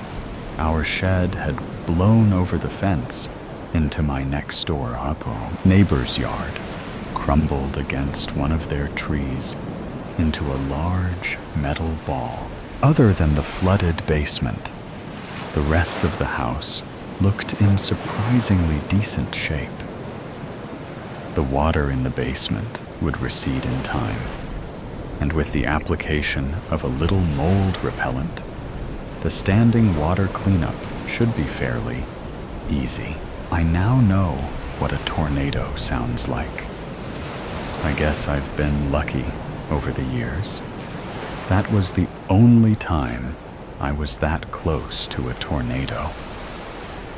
I used to hear stories from folks in the area talking about seeing and hearing a tornado. Each tale was just a little different. Some said it was like an airplane coming in for a landing. Others said it was like a car crash with metal tearing and brakes squealing. I only ever heard one person say it sounded like a freight train. Wheels rolling over tracks, brakes squealing, and cars swaying from side to side as they took the curves. I can attest. That is the sound I believe a tornado to be like, a train.